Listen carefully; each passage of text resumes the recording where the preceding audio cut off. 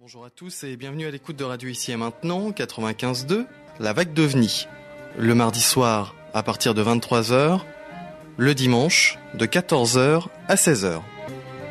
Une émission proposée, dirigée par Didier Deplège, animée aujourd'hui par Alexandre. Et notre invité pour cette émission, vous le connaissez, c'est Gildas Bourdet. Gildas, bonjour. Bonjour. Bienvenue sur notre antenne. Gildas, vous venez nous présenter votre nouveau livre. Vous venez aussi nous parler de cette conférence à Curitiba dont vous revenez il y a quelques semaines à peine. Oui. Vous êtes un habitué des conférences en ce moment, Gildas Bourdet.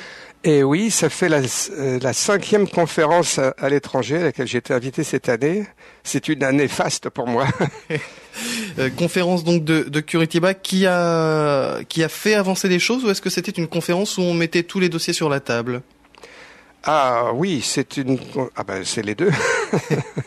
C'est une conférence qui était assez riche, qui était intéressante, qui était axée sur les études un petit peu scientifiques, officielles, principalement en Amérique du Sud. Et c'était un petit peu différent des autres années, m'a-t-on dit, où c'est une conférence qui est plus axée sur les recherches spirituelles. Mais là, c'était vraiment l'ufologie scientifique, très, très solide, si on veut. Est-ce que vous notez une grande différence entre les différentes conférences auxquelles vous avez participé ? Oui, il y a des différences, bien sûr, il y a des tonalités différentes.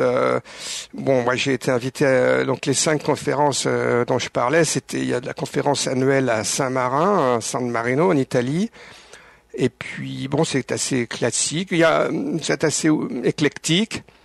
Et une autre également en Italie à près de Milan où c'était assez grand public mais aussi éclectique.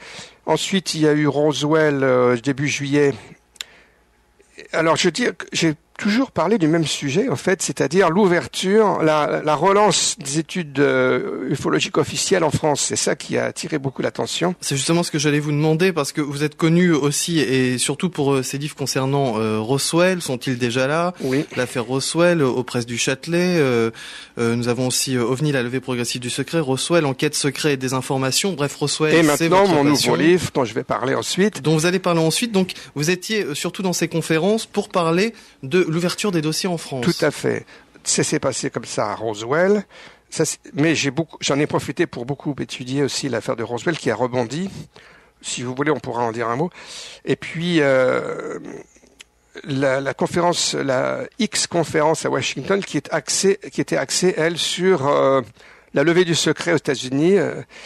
Il y a eu 2 conférences à Washington, pour être clair. Il y a eu une petite conférence, entre guillemets, qui n'était pas si petite que ça, celle à laquelle j'ai participé au mois de septembre, et puis une autre qui était un panel de journalistes qui a eu lieu il y a 3 semaines à peu près, qui a eu beaucoup d'échos dans la presse, et dont je vais vous reparler parce qu'on en a aussi parlé à Curitiba, au Brésil. Donc la 5e conférence, c'était il y a 15 jours au Brésil, où on a reparlé de ça aussi.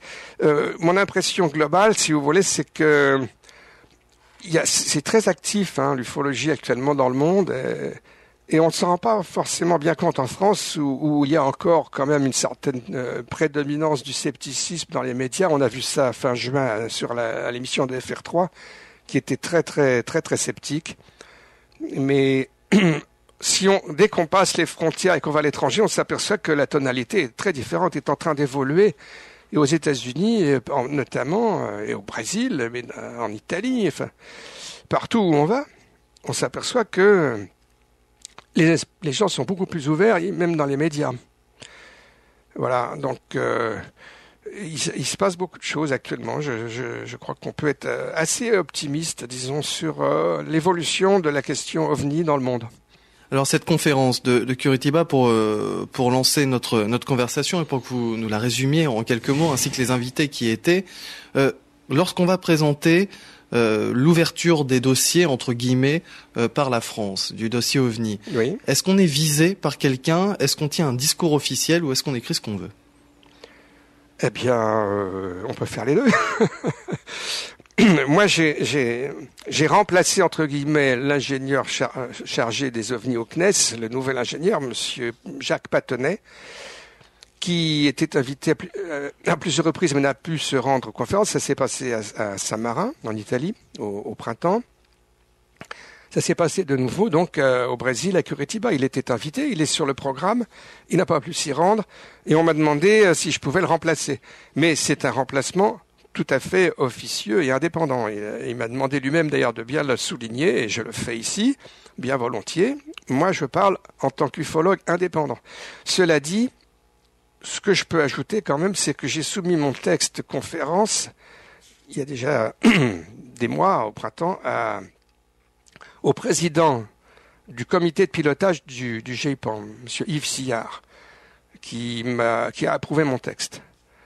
Donc, je n'ai pas fait de critiques désagréables, disons. J'ai essayé de présenter les choses d'une manière très acceptable pour tout le monde. Hein. Vous n'avez pas fait de critiques désagréables pour pouvoir présenter ce texte ou parce que vous n'en aviez pas? Écoutez, vous êtes en train de m'entraîner déjà sur une pas du tout, c'est vous qui me parlez de ça. Bon, d'accord. Non, il y a des critiques, bien sûr. Mm-hmm. Il y a des critiques qui sont faites. On aimerait toujours que ça aille plus loin. On aimerait toujours que ça aille plus loin. Voilà, c'est ça. Et or, moi, ma philosophie à moi, c'est de dire, et c'est ce que j'ai voulu dire chaque fois qu'on m'a invité, c'est le sentiment que tout le monde a dans le monde. Les gens sont très contents de la réouverture, de la relance du GEIPAN et de la mise sur le site web des dossiers OVNI du CNES. Ça a été cette année un événement important dans l'ufologie internationale. On dit qu'en Amérique du Sud, les choses avancent aussi. Oui, tout à fait. Alors voilà, si vous voulez, je peux vous parler un petit peu de ce que j'ai vu et entendu à Curitiba. Donc, cette conférence était, comme je l'ai dit, axée sur les études, les recherches, les enquêtes assez scientifiques et voire même officielles. Et je vais vous montrer un petit peu cela. Parmi les invités, bon, il y avait par exemple pour les États-Unis le docteur Richard Haynes, qui est quelqu'un de très intéressant. C'est un chercheur très solide qui anime un organisme indépendant aux États-Unis, le NARCAP, qui s'occupe essentiellement des témoignages de pilotes. Je vais y revenir dans un instant, mais je vais vous citer d'autres invités. Bon, les étrangers d'abord, si on veut. Nick Pope, que vous connaissez bien, qui donc continue sur la lancée de son témoignage, qui est un témoignage important, hein, puisqu'il a été pendant 3 ans responsable officiel des études OVNI au ministère de la Défense britannique. Il continue. Il n'a pas dévié d'un pouce de sa route et il continue. Hein. Il était invité lui aussi également à la conférence au panel de Washington, qui a eu beaucoup de succès. Je vais y revenir dans un instant, si vous voulez. Et puis, il y a eu des représentants, c'est ça surtout que je voudrais souligner, des représentants d'organismes officiels d'Amérique du Sud. Il y a eu le général, par exemple, le général Ricardo Bermudez du Chili, qui a fait créer en 1998 un organisme officiel à la fois civil et militaire d'études des ovnis. On en avait pas mal parlé à l'époque, et ça existe toujours, et ça continue. Bon, maintenant, il est retraité, là, il ne s'occupe plus de cela directement, mais il est quand même venu en parler et présenter cela à Curitiba. Je peux citer aussi le colonel Ariel Sanchez de l'Uruguay, qui a présenté le travail de l'organisme officiel de ce pays, qui s'appelle CRIDOVNI, et qui fait partie carrément là de l'armée de l'air d'Uruguay. Et c'est un organisme, c'est le plus ancien en fait. Il est aussi ancien que le GEIPAN. Il a été créé en 1979. Et il y a plusieurs personnes qui s'occupent des ovnis en Uruguay. Ça peut paraître curieux dans l'armée de l'air, mais c'est comme ça. Et il y avait également un représentant presque officiel, semi-officiel du Pérou, le docteur Anthony Choi Montes, qui a parlé des études. Oui, il y a également un organisme officiel dans l'armée de l'air du Pérou qui s'appelle OIFAA, et qui étudie activement les ovnis. Alors, ce que je pourrais dire tout de suite pour essayer d'expliquer ça, comment ça se fait qu'il y ait il y a beaucoup d'intérêt pour les ovnis en Amérique latine. Mais la réponse est simple, c'est parce qu'il y a beaucoup de choses, il y a beaucoup d'observations. Ils ont beaucoup d'observations en Amérique du Sud et en Amérique centrale aussi. Alors l'Argentine n'était pas représentée, mais parce que, m'a-t-on dit, elle est moins organisée, les gens sont moins organisés en Argentine, c'est comme ça. Mais ils ont beaucoup d'observations aussi. On en a parlé, à plusieurs reprises. Il y a eu aussi cette vague de mutilation animale. Ça n'a pas été tellement évoqué, là. On a parlé surtout d'observations de pilotes. Par exemple, mais aussi d'aspects étranges, des observations plus étranges, telles que des cas de contact avec des aspects un peu ésotériques, paranormaux, on peut en parler un petit peu. Mais l'axe principal, c'était les observations de pilotes. Et par exemple, le général Bermudez, il n'y est pas allé par quatre chemins. Il a commencé par dire, nous avons des dossiers qui prouvent de manière absolument indubitable la réalité des ovnis. Et il a exposé un cas. Il a de pilote qui a vu de près un ovni. Ça a duré assez longtemps. Il a passé une cassette enregistrée de dialogue entre le pilote et la tour de contrôle. Et donc, ils ont des documents. Il y a eu beaucoup de photos, des photos que je ne connaissais pas, tout à fait remarquables et spectaculaires. Alors, un autre représentant du Chili, dont je n'ai pas encore parlé, le professeur Rodrigo Fuenzalida, qui est un jeune sociologue très sympathique et dynamique, a présenté plein de photos. Et je vais aller tout de suite à la plus spectaculaire. C'est une vidéo, en fait, où on voit une espèce d'ovni rectangulaire de forme parallélépipédique, si on veut, qui semble s'enfoncer dans l'eau. C'est filmé au bord de la mer. Et pour lui, il interprète ça comme un ovni sous-marin. Ils ont pas mal d'observations de ce genre en Amérique du Sud, sur les côtes du Pérou, du Chili. Ça rejoint un thème que connaissent bien les ufologues avertis, c'est le thème des bases éventuellement qui pourraient exister, et notamment en Amérique latine. Ce genre de vidéos, de photos, juste pour vous interrompre un instant, sont visibles par le public ou est-ce que là on est encore dans les recherches Écoutez, ça a été montré publiquement au Brésil, donc à Curitiba, il y avait 200 à 300 personnes. Ce sont des documents qui sont publics. Maintenant, moi je ne les ai pas. Éventuellement, je pourrais contacter le professeur Fuenzalida pour voir éventuellement si c'est faisable, on peut se les procurer éventuellement, je pense. Il y a eu des photos très curieuses présentées par ce Fuenzalida, aussi des photos surprises, comme on les appelle mon ami Joël Ménard. C'est-à-dire qu'on voit une photo de famille, comme ça, et puis derrière, des photos numériques souvent, sur l'écran de l'ordinateur, on voit apparaître une forme très très bizarre, même parfois des ovnis tout à fait classiques, ou alors d'autres formes très étranges. C'est la même chose avec le représentant du Pérou, le docteur Anthony Choy Montes. Il a présenté des cas très très bizarres de documents également. Et puis un cas de contact. Bon, j'ai pas très bien suivi parce que c'était en espagnol, c'était difficile. En portugais, n'en parlons pas. Mais alors, espagnol, j'arrivais à suivre à peu près. Et il y a eu il y a un contacté dans un village du Pérou qui a des observations en série et il y a des photos. Ça a été filmé. C'est très curieux. Bon, sur un plan plus classique, disons, j'aimerais parler un tout petit peu, si vous voulez, de l'exposé qu'a fait le représentant américain, le docteur Richard Haynes, qui est très sympathique. J'ai eu un très bon contact avec lui, d'ailleurs, comme avec Nick Pope. Ils sont tous, vraiment, je tiens à le dire, ça a été une ambiance extrêmement sympathique pendant presque une semaine. Je n'ai rencontré que des gens agréables, aimables et sympathiques. On ne peut pas toujours en dire autant dans d'autres pays. Je pense à un pays que je ne nommerai pas. Mais vous voyez peut-être ce que je veux dire. Il y a eu il y a parfois des problèmes.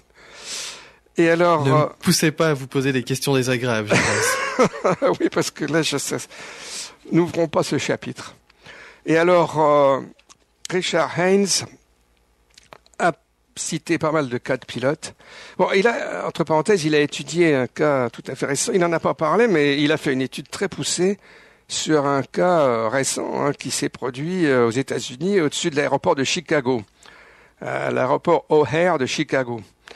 Et il y a eu pendant quelques minutes toute une série de témoins ont vu, et on a réussi à recueillir les témoignages petit à petit, ont vu un ovni circulaire au-dessus, pas très haut dans le ciel, en vol stationnaire, juste au-dessus de l'aéroport de O'Hare, sur le terminal de United Airlines, et qui a fini par partir à toute vitesse en faisant un trou dans la couche nuageuse même. Et c'est tout à fait sûr et solide, ça. J'aime bien ce cas et ça m'a plu de le lire parce qu'il se trouve qu'en revenant de Roswell, j'ai raté l'avion au retour parce qu'il y avait une tempête, on avait été détourné. Et j'ai passé 24 heures à l'aéroport de O'Hare, justement, dans ce terminal. Et je vois très bien les lieux et tout, ça me plaît beaucoup, cette histoire. Bon, mais sinon, il a raconté pas mal de cas de pilotes et certains... Alors, si vous m'accordez une seconde, je vais raconter deux. Il y a un cas mexicain qui est tout à fait époustouflant. C'est un jeune pilote commercial mexicain qui s'est retrouvé, qui pilotait un petit avion de messagerie, enfin de commercial, et qui s'est retrouvé encadré par 3 ovnis, un à droite, un à gauche et un en dessous, qui a eu la peur de sa vie parce que même l'ovni qui était en dessous est venu taper sur son avion, et puis ils ont fini par partir. Mais il s'est aperçu quand il a voulu atterrir que le train d'atterrissage ne sortait pas bien. Il est passé devant la tour de contrôle qui a dit que son train n'était pas sorti. Il a réussi tant bien que mal avec un tournevis à débloquer le train d'atterrissage, et quand il a atterri, il y avait la voiture de pompiers, tout ça, qui l'attendait. Et il a eu la trouille de sa vie, ce pilote. Et puis alors un autre cas, alors là on a quand même une dimension assez spéciale, si on veut, un aspect assez spécial en ufologie, c'est les cas un petit peu agressifs, où les ovnis témoignent d'une certaine agressivité. Il y en a au Brésil notamment, entre parenthèses. Et alors, il y a un cas bien pire qui a été cité par Richard Haynes. Heureusement, des cas comme celui-là sont rares, mais il y a un petit avion commercial aux États-Unis qui a annoncé qu'il était confronté à un ovni, qu'il était obligé de détourner sa route. Ça s'est passé dans le sud des États-Unis. Je peux vous dire exactement où, si vous voulez. C'était un petit avion Cessna dans la région de Mobile, en Alabama. Et à un moment, la communication est interrompue et on a retrouvé l'avion littéralement cassé en deux dans un marécage. Et s'il avait simplement eu une panne, qu'il était tombé dans ce marécage, l'avion n'aurait jamais pu se casser en deux comme ça. On a étudié la carcasse et on a trouvé des traces également de matériaux très très bizarres qu'on n'a pas identifiés. Donc là, on a un cas où il semblerait qu'il y a eu une collision ou qu'un avion s'est fait littéralement couper en deux par un ovni. Donc il y a des cas comme ça. Alors, en revanche, Richard Haynes s'emploie à essayer d'être rassurant, à dire qu'il y a, et le NARCAP, à dire qu'il n'y a pas trop de crainte à avoir, que les pilotes commerciaux ne doivent pas avoir peur, qu'il faut rester calme si vous voyez un ovni, etc. Donc c'est assez bizarre et un peu contradictoire, c'est ambigu le discours de Richard Haynes, et Nick Pope aussi d'ailleurs. Et oui, sur Nick Pope, je peux dire un petit mot aussi. Un dernier mot. Après, on passera à votre livre. Il y a eu une observation, et c'est un de ses thèmes principaux, c'est une série d'observations qui ont eu lieu en 1993, alors qu'il était responsable des ovnis en Angleterre, au ministère de l'Air. C'est sur ces observations qui l'ont convaincu de la réalité des ovnis. C'était des observations de triangles, de grands triangles. Et juste pour terminer, récemment, il y a le cas principal, c'est passé à Cosford, sur une base qui s'appelle Cosford. Et récemment, il a été invité à une télévision allemande, et il y a des gens qui ont écouté cette émission qui ont dit mais il a complètement changé son discours. Il a dit que c'était probablement un avion secret. Alors je lui ai demandé, est-ce que c'est vrai que vous avez dit ça? Il m'a dit pas du tout. On m'a fait un long enregistrement et on a prélevé un petit bout où je pouvais sembler dire cela. Voilà comment ça se passe. Pour conclure sur ces conférences et pour en quelque sorte faire un bilan en fin d'année comme ça de toutes ces conférences auxquelles vous avez participé, celles dont vous avez pu lire les comptes rendus ou voir des images ou entendre même, est-ce que vous ressentez, pour vous citer Gilda Bordet, une levée progressive du secret? Oui, moi je continue à penser que on est sur une route de levée progressive du secret, mais je crois maintenant que ça va être bien plus long que prévu, que je ne le pensais il y a encore quelques années. On va en parler justement peut-être à propos de mon livre justement, et ça va peut-être nous aider à développer ça, à expliquer ça. Oui, effectivement, nous allons parler dans quelques instants maintenant du livre que va nous présenter Gilda Bordet, Vision céleste, vision cosmique, collection Enigma, édition Le Temps présent. Vous écoutez Radio Ici et Maintenant, 95.2, l'émission La Vague d'OVNI.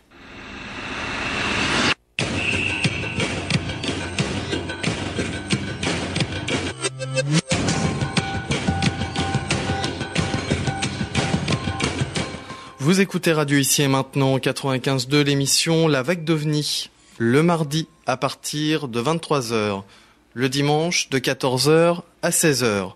Aujourd'hui, notre invité est Gilda Bordet qui va nous présenter son livre Vision céleste, vision cosmique, paru aux éditions Le Temps présent dans la collection Enigma. Alors, Gilda Bordet, tout d'abord et avant de nous présenter le contenu de ce livre, c'est une réédition augmentée. Est-ce que... Oui, attendez, je précise une chose, s'il vous plaît. Oui. Vous avez dit l'édition Le Temps présent, c'est une collection, enfin c'est une marque d'éditeur, mais l'éditeur s'appelle JMG en fait. Hein. C'est chez JMG Édition. Oui. Je l'ai présenté comme ça pour faciliter tous les achats auprès des libraires. Alors justement, il faut s'adresser à JMG Édition. Ah oui. Oui. D'accord, figurez-vous que ce n'est noté nulle part. C'est pour ça que je le dis. C'est très mal fait, ça. Alors, Gilda Bordet, c'est la première fois que vous retravaillez sur un de vos livres? Non, ce n'est pas la première fois, puisque j'avais fait un premier livre sur Roswell en 1995 et que je l'ai revu et augmenté, énormément augmenté même en 2004. Mais ce livre-là, j'avais envie de le faire aussi parce que, d'abord, pas mal de gens m'ont réclamé. Parce que j'avais publié mon premier livre sur les ovnis, donc, au sens large, en 1994. Il avait eu pas mal de succès aux éditions Philippe Aki. J'avais eu beaucoup de presse. Et c'était avant... Allez, je vais vous dire exactement comment je vois les choses. C'était la dernière année où on pouvait encore être bien reçu dans la presse sur les ovnis avant la catastrophe de 1995 la fameuse autopsie qui a tout foutu par terre. 95, puis rebelote en 1997 avec un deuxième rapport de l'armée américaine. Bon, en 95, ils ont fait un livre de 1000 pages expliquant que Roswell c'était des ballons, et en 97, ils ont refait un autre livre. Tout ça, ça a été orchestré à grands coups de tambour dans la presse, pleine page dans le Figaro, partout. Ça a été un désastre. Là. Et on s'en remet petit à petit. Alors si je vous posais la question, Gilda Bordet, sur le fait de retravailler sur des livres, vous l'avez déjà fait précédemment, vous nous l'avez expliqué, mais qu'est-ce que cela apporte de retravailler sur un livre? Est-ce qu'on rajoute ou est-ce qu'on enlève des choses? Les deux. Les deux? Absolument, les deux, oui. J'ai beaucoup élagué toute la première partie de l'époque qui était sur les ovnis. Bon, il y a beaucoup de choses qui sont beaucoup mieux connues maintenant, sur lesquelles il n'est plus utile de revenir. Le dossier classique des ovnis. Donc, et j'ai voulu surtout élargir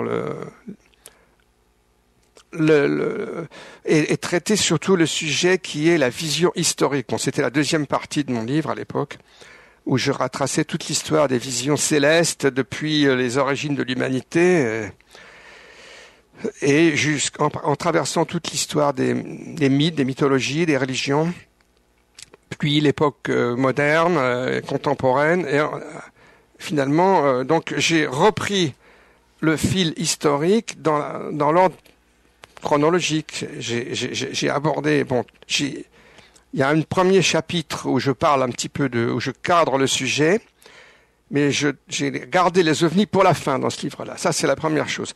Donc, le premier thème du livre, c'est bien cela, c'est le dossier des ovnis replacé dans une perspective historique, parce que ça me paraît absolument capital. Si on veut essayer d'avancer et de comprendre quelque chose des ovnis, il ne faut pas se contenter de traquer les petites lumières dans le ciel, hein, et surtout, oh là là, n'allons pas plus loin. Et il faut au contraire aller beaucoup plus loin. Et il faut s'intéresser à toute l'histoire de l'humanité, en fait. J'ai l'impression d'une recherche plus globale sur le phénomène ovni, Gilles Dabordé. J'ai l'impression que beaucoup de personnes revient. Oui, vers une recherche plus globale. Pourquoi ? Parce qu'on a assez d'éléments maintenant pour essayer d'y voir plus clair. On peut prendre un peu de recul. Oui, on peut dire ça, si vous voulez. Oui, on a eu le temps de réfléchir davantage. Bon, ce thème-là de historique, il est présent depuis plus de 50 ans. Hein. Les premiers livres remontent aux années 50. Hein. En France, il y a eu un très très bon livre. C'était le livre de Paul Misraki, Des signes dans le ciel, qui était réédité sous un autre titre et qui parlait déjà beaucoup de tout cela. Vous savez, Paul Misraki, c'était un musicien, c'était un auteur assez original, et qui était l'un des premiers en France. Bon, il y en a eu d'autres. Hein, et puis, alors, il y a eu le fameux livre d'Eric von Daniken dans les années 60 qui a eu un succès mondial phénoménal. Et plusieurs livres même. Donc, ça a eu beaucoup. On en a beaucoup parlé de ce thème-là. Mais ça s'est un petit peu, peut-être, perdu de vue dans les années 70, 80, 90, parce qu'on est passé à des sujets très polémique, comme on y faisait allusion il y a un instant, l'affaire de Roswell, il y a le dossier des enlèvements.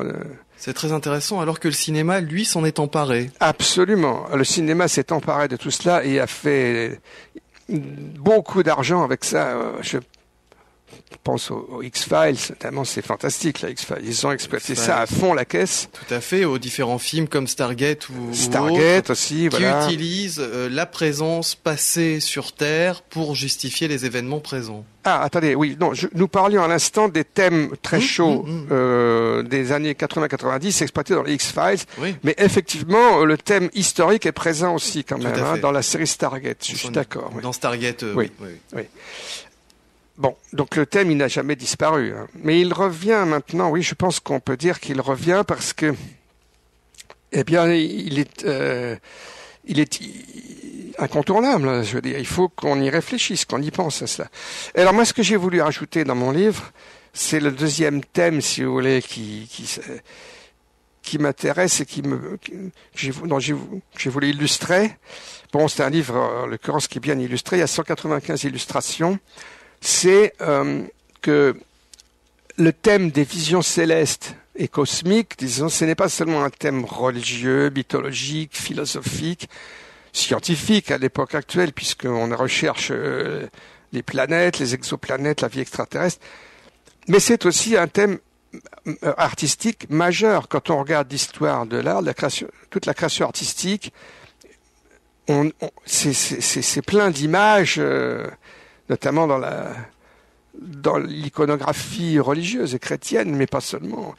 Ce que j'ai voulu montrer, c'est que c'est présent aussi dans l'art contemporain, dans l'art moderne, contemporain. Bon, c'est aussi un sujet que j'ai beaucoup étudié.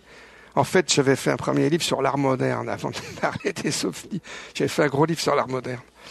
Et ça m'a beaucoup intéressé de parler de ça, ainsi que j'ai rajouté un chapitre sur la science-fiction aussi.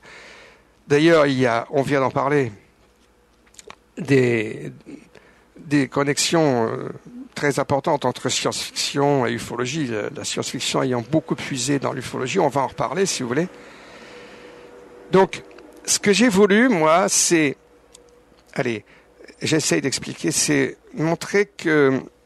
Bon, aussi résister, réagir à une ambiance très pessimiste à notre époque. Ça fait maintenant 50 ans, au fond, qu'on traverse une crise de pessimisme et de scepticisme assez virulent. Et moi, ce que j'ai voulu montrer, c'est que, il y a encore beaucoup de choses qu'on ignore, mais une chose qu'on peut comprendre, c'est qu'on est plongé, nous, les petits humains, dans un cosmos formidable, avec toutes sortes de choses qui s'y passent. Il y a des extraterrestres, mais il y a peut-être d'autres choses, d'autres entités, il y a des dimensions parallèles, etc. Donc, c'est absolument fabuleux, en fait. On vit dans un univers fabuleux. Alors, il n'y a pas de raison, je ne vois pas pourquoi on est si déprimé et si sceptique. Et donc, j'ai voulu essayer de montrer ça. Tiens, j'ai envie de vous citer, je lisais dans le journal, des extraits de la conférence de l'écrivain britannique Doris Lessing, qui vient d'avoir le prix Nobel. Eh bien, elle dit ça. Voilà, voilà une citation. « Nous sommes blasés, nous, dans notre monde, ce monde si menacé. Nous sommes les champions de l'ironie et du cynisme. » Voilà. Nouveau prix Nobel de littérature. Donc, c'est bien ça. C'est très très vrai ce qu'elle dit. Nous vivons dans un monde très blasé, très cynique, très très sceptique. Moi, ce que j'ai voulu faire, c'est un livre qui aille contre cela, qui essaye de montrer que nous vivons dans un cosmos fabuleux et qu'il se passe beaucoup de choses. C'est ça le thème, le deuxième thème, si vous voulez, au-delà de l'ufologie proprement dite. Un livre ouvert à tous.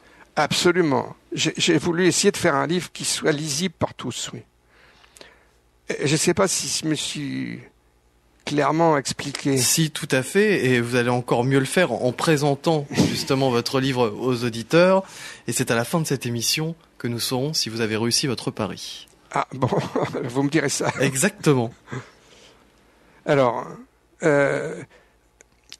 je vais donc aller un petit peu plus dans le détail et retracer un petit peu quelles sont les principales étapes, les principaux chapitres, si on veut, de toute cette histoire des visions. Eh bien, ça commence, comme je le disais, avec les mythes primitifs et les premières religions. Donc là, je parcours toute l'histoire depuis ça commence avec, en fait, les conjectures sur les croyances des hommes préhistoriques. On s'est beaucoup interrogé sur... Vous savez qu'on s'est demandé ce que signifiaient toutes ces fresques, ces dessins énigmatiques et dans les grottes. Et on pense de plus en plus maintenant que c'est lié justement à une vision du cosmos avec des pratiques chamaniques. Dans toutes les civilisations les plus anciennes, les plus primitives, on trouve cette dimension-là, cette vision cosmique. D'ailleurs, Doris Lessing y fait allusion aussi à ça. Et dans sa conférence. Et on a donc cette dimension cosmique est présente dès le début, dès les premières images que nous ont léguées les hommes préhistoriques, les sculptures aussi. Là, je montre par exemple dès le début des idoles sumériennes qui sont dans les musées du Moyen-Orient, où on s'interroge beaucoup, qui sont très très bizarres. Et on se demande qu'est-ce que c'était que ces êtres bizarres qui étaient sculptés, dessinés dès les origines de l'humanité. Bon, vous savez, il y a des fresques très très remarquables dans les grottes du Sahara, dans les Tassili des Adjers, où l'un des spécialistes avait vu, d'ailleurs, on a parlé du grand dieu des Martiens. On l'appelait le Martien parce qu'il avait une drôle de tête avec une espèce de casque. Et bon, il ne faut pas essayer de forcer l'interprétation parce qu'on peut penser qu'il y a aussi des cultes de la fertilité, des choses comme ça. Et donc, c'est pas parce que on a toujours cru à l'existence d'êtres célestes et de Dieu, que forcément il y avait des ovnis et des extraterrestres partout. Mais quand même, il y en avait peut-être, justement, oui. Il y avait peut-être, dès les origines, des interventions extraterrestres, en réalité, tout à fait comparables à ces ovnis qu'on voit aujourd'hui. Donc c'est ça que j'ai voulu essayer d'esquisser, mais par petites touches, si vous voulez, sans vouloir forcer la main du lecteur. Donc ça peut être lu avec intérêt, soit aussi bien par des sceptiques que par des gens qui ont des convictions religieuses. Moi, je ne vais pas du tout, je suis pas du tout hostile à la conviction religieuse dans ce livre. Je tiens à le souligner ici. Donc, j'essaye de laisser les portes ouvertes, mais j'ouvre aussi la porte à l'idée de visiteurs extraterrestres. Dans le phénomène OVNI, il y a une hypothèse de travail qui concerne les projections hypnotiques, qui ferait que chacun, selon son époque, selon ses conditions, selon son éducation, verrait un phénomène qui lui serait proche. Oui, c'est un thème effectivement sur lequel on a beaucoup réfléchi. Et, en effet, alors ce thème-là est très ambigu, parce que il peut s'interpréter de plusieurs manières, et notamment d'une manière psychosociologique classique. On voit très bien l'enchaînement des idées. Ah oui, mais les gens voient ce qu'ils aiment voir, ce qu'ils ont envie de voir. Et à ce moment-là, les psychosociologues sceptiques disent, mais vous voyez, ce sont des projections mentales, ce sont des inventions de l'esprit humain. Bon, moi, je crois pas. Il y a d'autres façons d'envisager cela, qui sont qu'il y a des interactions mentales avec d'autres dimensions, avec d'autres entités, et que ces entités, entre guillemets, se montrent d'une manière qui soit compréhensible à chaque époque. Donc à ce point de vue-là, les ovnis seraient des matérialisations, des projections faites, organisées, par des êtres, des entités. On peut envisager ça comme ça aussi, mais je pense qu'il y a des gens qui vont beaucoup trop loin dans ce sens-là. Et la troisième option, en laissant de côté les entités, mais en parlant d'êtres physiques, de Tollet-Boulon classique, serait aussi tout simplement une action sur l'esprit humain pour lui permettre de ne pas être effrayé et de voir un objet. N'oublions pas que si on n'a jamais vu d'avion dans le ciel, on n'est pas forcé de le voir. Je comprends parfaitement cette façon d'interpréter, mais je voudrais insister beaucoup sur le fait, c'est l'un des thèmes sur lesquels je veux arriver dans ce livre, et comme dans les autres d'ailleurs, je suis quand même spécialiste de l'affaire de Roswell. Bon, moi je suis absolument convaincu maintenant. J'ai revu encore des auteurs et l'affaire vient d'évoluer avec un nouveau livre. J'ai rencontré les auteurs à Roswell et de nouveau à Washington. Tom Carr et Donald Schmitt, ils ont publié un nouveau livre bourré de nouveaux témoignages sur l'affaire de Roswell. C'est très solide, contrairement à ce que croient encore certains, qui se permettent de déboulonner en 3 coups de cuillère à peau cette affaire. Ils se trompent lourdement, je l'affirme ici. C'est très sérieux l'affaire de Roswell. Il y a eu un crash d'OVNI à Roswell. On n'a pas toute l'histoire exactement. On ne sait pas ce qui s'est passé exactement. Il y a plusieurs hypothèses. Mais ce que je veux dire, c'est que l'idée que ça pourrait être une simple projection faite par une entité, je sais que c'est ce que pense, c'est l'idée qui a été mise en avant par mon ami Jean Sider, qui a beaucoup écrit. Je lui rends volontiers hommage ici parce qu'il m'a beaucoup aidé au départ à étudier Roswell d'ailleurs. Mais non, je peux pas le suivre aussi loin que cela sur cette idée-là. Pour moi, il y a bel et bien eu des extraterrestres et il y a des cadavres dans les frigos de l'Air Force aujourd'hui. C'est ça qu'ils veulent cacher surtout. Ça aussi, c'est un autre thème. On va y revenir vers la fin, si vous voulez. C'est le thème de la désinformation et du secret sur les ovnis. Donc, moi, je crois que pour essayer de répondre, il y a différents aspects, il y a des aspects très très mystérieux encore dans tout cela. En effet, il peut y avoir aussi des mises en scène, il y a beaucoup de mises en scène adaptées à l'esprit des témoins de l'époque. C'est vrai pour des visions religieuses. Là, il faut qu'on en parle quand même. Mais il peut y avoir aussi, et il y a des dimensions tout à fait physiques. Tout à fait réel. Prenons l'affaire de Fatima, par exemple, qui est un cas tout à fait à la charnière de l'histoire des visions. historique et religieuse, et ce monde contemporain des ovnis, des soucoupes volantes. Quand on étudie de près cette affaire, eh bien, on voit que les pèlerins là, qui s'étaient rassemblés, qui étaient au moins 50 000, sinon plus, dans la plaine de Fatima, les petits bergers qui voyaient apparaître la Vierge depuis 6 mois, elle avait annoncé une grande apparition, ils étaient 50 000, 70 000 presque, et à ce moment-là, qu'est-ce qu'ils ont vu apparaître dans le ciel, au-dessous d'une couverture nuageuse d'ailleurs. On a appelé ça la danse du soleil, mais en réalité, c'est quand on regarde les descriptions qui ont été faites, notamment par un professeur de médecine qui se déclare athée, d'ailleurs, le professeur Almeida Garrett, il décrit ce qu'on appelle aujourd'hui un ovni, il n'y a pas l'ombre d'un doute, avec des effets physiques. Les gens avaient été trempés par la pluie, en un quart d'heure, leurs vêtements ont été séchés. Ils ont senti une espèce de vague de chaleur.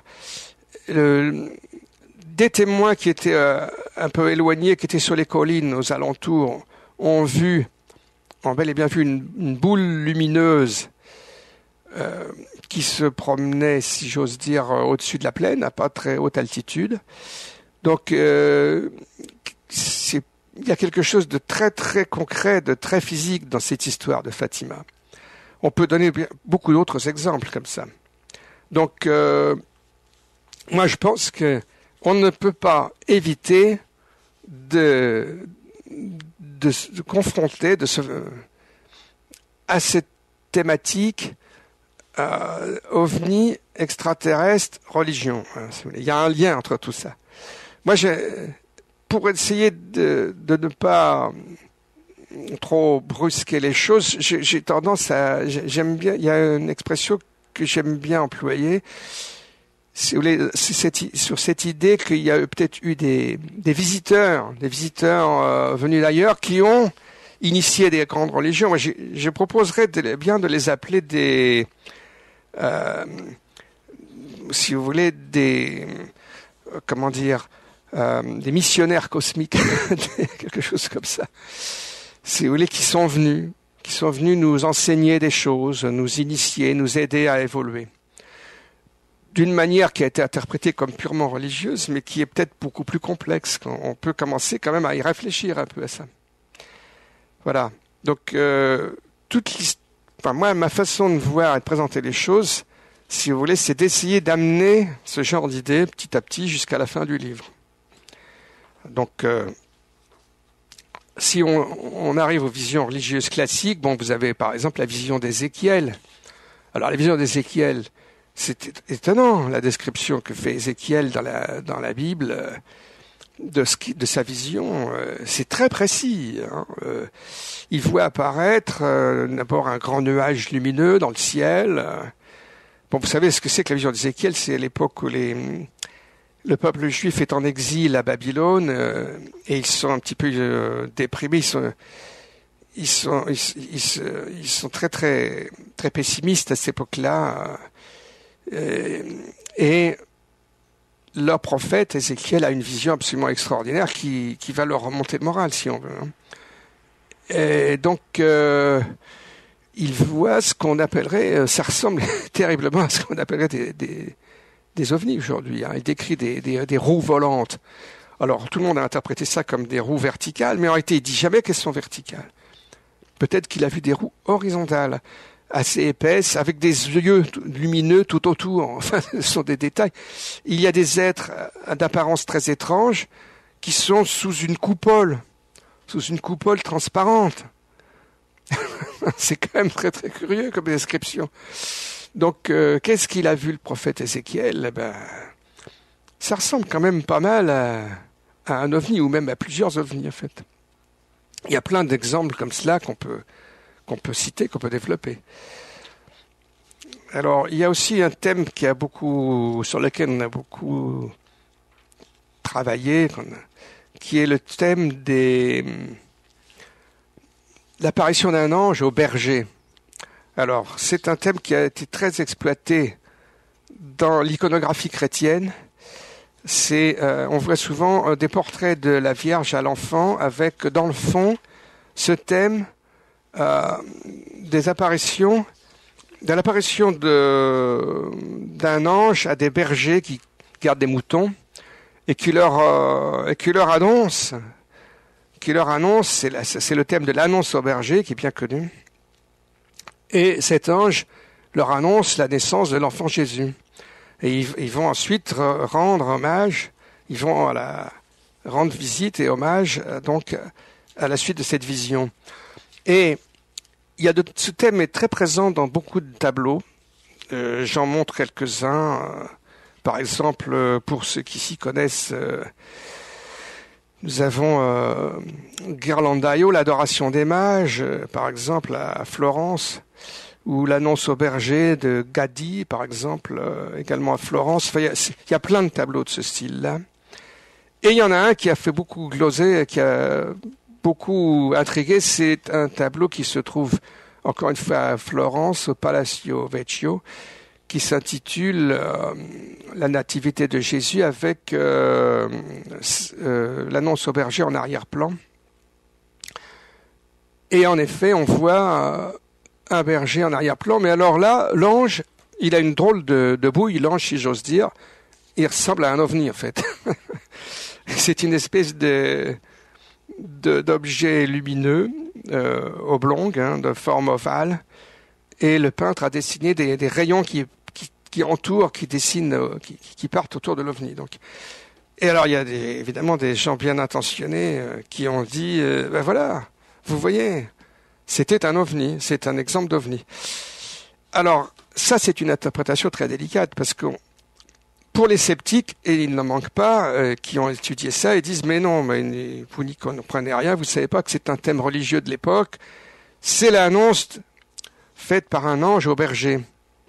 Sauf que la question que l'on peut se poser, c'était quoi ces anges? Parce que quand on regarde de plus près l'histoire des apparitions angéliques, on s'aperçoit, et c'est un thème que j'ai essayé de développer dans mon livre, c'est que l'image de l'ange avec des ailes, ça a beaucoup évolué tout au long de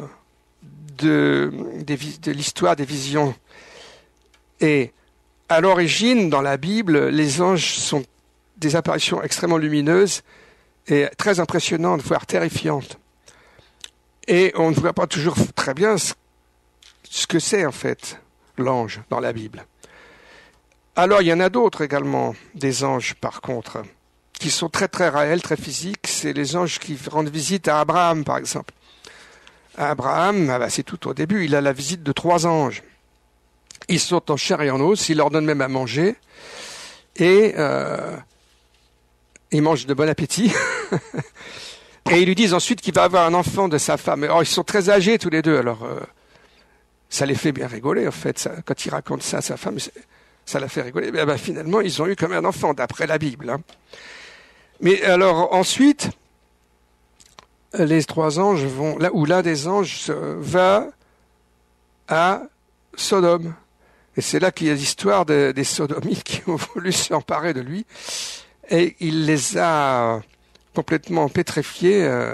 Il les a rendus, il les a en quelque sorte maîtrisé ses assaillants par une sorte d'effet étrange. C'est dans la Bible. Et ensuite, c'est là qu'on a cet épisode terrible où il était hébergé par un homme juste à Sodome et il lui dit prends la fuite avec ta famille parce que je vais détruire Sodome. Et c'est le fameux épisode du feu qui descend du ciel et qui détruit la ville. Tout cela, c'est très bizarre. Ça donne quand même à réfléchir. Qu'est-ce que c'est que cette histoire? Qu'est-ce qui s'est passé? Voilà. Il y a beaucoup d'histoires de ce genre. Je n'en cite quelques-unes un peu en désordre, mais je peux encore vous en citer beaucoup d'autres. Parmi les visions, qui ne sont pas forcément religieuses, celles-là, parce qu'il n'y a pas que des visions religieuses quand même, Il y en a deux qui sont très très connus, qui ont été décrites les gazettes de l'époque, les journaux de l'époque, qui se sont déroulés en Suisse et en Allemagne. C'est la vision de Bâle du 7 août 1566 et la vision de Nuremberg le 14 avril 1561. Il y a des images qui ont été dessinées, je les reproduis dans la page 200 de mon livre. Elles sont bien connues. Donc dans la vision de Bâle, les gens ont vu plein de boules foncées ou lumineuses, une véritable sarabande de boules lumineuses qui semblent avoir s'être combattues, s'être attaquées les unes les autres. Et également, on a à peu près le même scénario, donc à Nuremberg en 1561, c'est à peu près la même époque. Et les descriptions de l'époque sont assez terrifiantes, les gens ont été très impressionnés. Donc, qu'est-ce qui s'est passé? On ne sait pas très bien. Il y a un thème aussi là qui est intéressant dans toute cette histoire des visions, et là je vais refaire un saut en arrière, mais ce que je viens de décrire m'amène à en parler, c'est celui d'éventuels conflits entre des extraterrestres en fait. Quand on reprend beaucoup plus loin dans le passé les écrits de l'Inde antique, comme les fameuses légendes comme le Mahabharata et le Ramayana. Alors j'ai un peu étudié ça aussi. Von Daniken avait beaucoup travaillé là-dessus, et beaucoup d'autres auteurs. Il y a un Américain qui s'appelle Richard Thompson qui a fait un livre assez époustouflant là-dessus. Et quand on regarde un petit peu tous ces textes qui ont été cités par les uns les autres, on a des descriptions de batailles célestes assez terrifiantes, et on a même des descriptions d'effets dus à des armes atomiques en fait. Par exemple, dans l'un des textes indiens souvent cités, notamment par Von Daniken, mais par d'autres auteurs, il y a donc une bataille gigantesque dans le Mahabharata entre deux familles d'êtres. Bon, il y a des dieux en pagaille de toutes sortes qui se font la guerre avec des armes célestes terrifiantes. Il y a des disques lumineux qui sont capables de détruire des villes entières. Et il y a des descriptions d'effets qui ressemblent à des armes nucléaires, comme des gens qui perdent leurs cheveux, la peau qui noircit, qui perdent les ongles, etc. Ce sont des effets nucléaires, ça, de radiation. Il y a aussi des descriptions de ce qu'on appelait les Vimana. Il y en a de différentes sortes. Et il y a des engins de très grandes dimensions qui embarquent plein de monde, qui sont lumineux, dans lesquels voyagent donc les héros de l'époque. Et c'est très bizarre aussi. Qu'est-ce que c'est que ces Vimana lumineuses qui voyagent dans le ciel à toute vitesse? Donc voilà, on a des... Il y a plein de choses comme ça dans toute l'histoire des visions célestes. Et on n'en finit pas de raconter tout ça. Moi, je vous dis, j'ai fait 400 pages là-dessus, mais c'est un résumé. Hein. C'est un petit résumé. Hein. J'espère qu'il sera d'ailleurs intéressant à parcourir. Gildas Bourdet, je vous propose une première respiration musicale. Oui. Vous êtes à l'écoute de Radio Ici et Maintenant, 95.2, l'émission La Vague d'OVNI, présentée par Alexandre. Notre invité aujourd'hui est Gildas Bourdet. Il vient nous présenter son nouveau livre, Vision céleste, vision cosmique, paru aux éditions JMG, dans la collection Enigma Le Temps Présent, Vision céleste, vision cosmique. La Vague d'OVNI, une émission proposée par Didier Deplège. Notre invité aujourd'hui est Gildas Bourdet. Il nous présente son nouveau livre, Vision céleste, vision cosmique, paru aux éditions JMG. Gildas Bourdet, après ce tour d'horizon du contenu de votre livre, vous le disiez il y a quelques instants, vous avez beaucoup d'exemples, on ne va pas tous les citer. Est-ce qu'on pourrait, pour repartir sur des bases pas forcément nouvelles, mais en tout cas sur une compréhension nouvelle, est-ce que vous pourriez nous indiquer quels sont les points communs? Oui. Eh bien, le premier point commun, à mon avis, à souligner dans toute cette histoire des visions célestes et cosmiques, c'est que, disons jusqu'au XXe siècle, il y a eu une coupure au XXe siècle, mais à la fin du XIXe, début du XXe, on s'est énormément intéressé, on les hommes des différentes époques se sont énormément intéressés à l'idée qu'il y a des êtres célestes, soit religieux, soit d'autres natures. Donc, pratiquement jusqu'au temps moderne, jusqu'à l'époque de la Renaissance, on s'est surtout intéressé aux êtres célestes, au sens religieux. Les dieux, les dieux. Bon, au départ, il y a une multitude de dieux dans les époques, dans les légendes les plus anciennes. Il y a eu un début, si on peut dire, de rationalisation, en quelque sorte, de mise en ordre de tout cela, avec les religions abrahamiques, comme on les appelle, qui ont mis au centre le Dieu suprême. Mais ils n'ont jamais complètement éliminé et supprimé ces nouvelles traditions, cette nouvelle, disons, étape religieuse n'a jamais complètement supprimé l'existence d'autres êtres célestes en grand nombre, puisque il y a toujours eu des cohortes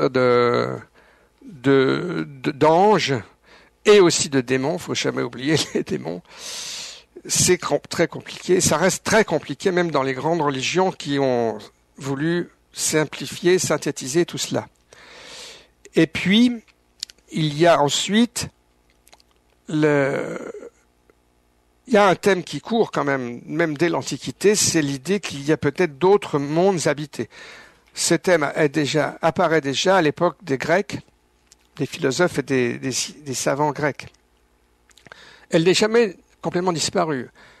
Ce thème est discuté au Moyen Âge, et il y a un exemple assez typique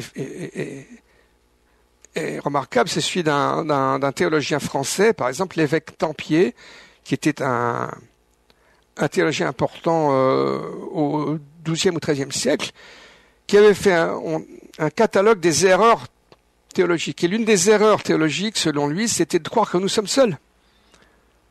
Tenez-vous bien.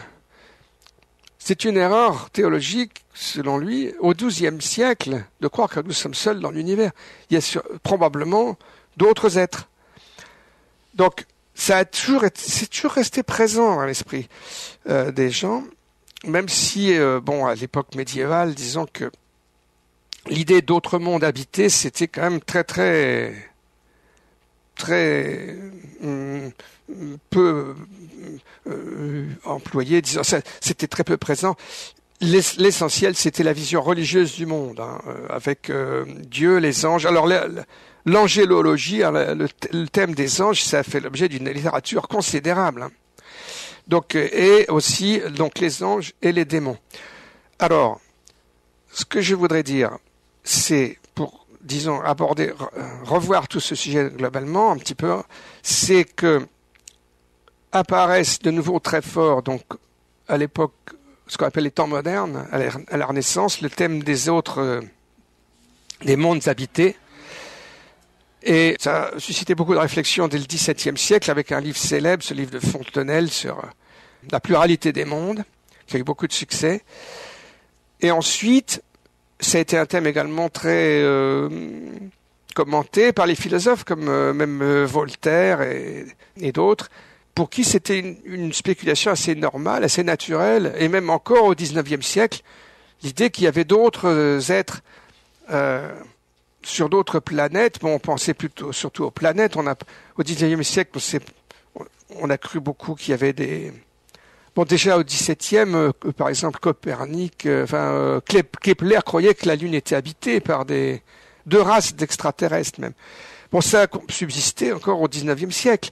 On s'en rend plus compte aujourd'hui, mais ça a été un thème très important et présent. Même Camille Flammarion en parle beaucoup et d'autres auteurs encore au XIXe siècle. Ce qu'il faut comprendre, c'est que, et c'est quand même intéressant à souligner, je trouve, c'est qu'il y a eu ce thème d'autres êtres intelligents, d'autres civilisations, a été refoulé au cours du XXe siècle. Et disons que ça va de pair avec une montée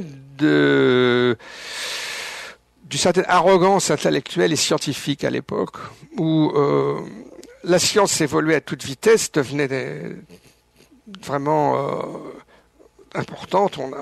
On a beaucoup progressé à la fin du 19e, début 20e, et il y a eu une certaine arrogance qui s'est mise en place à cette époque-là, où on a considéré qu'on était tout seul, qu'on était les êtres les plus intelligents, et que voilà, il y avait personne d'autre.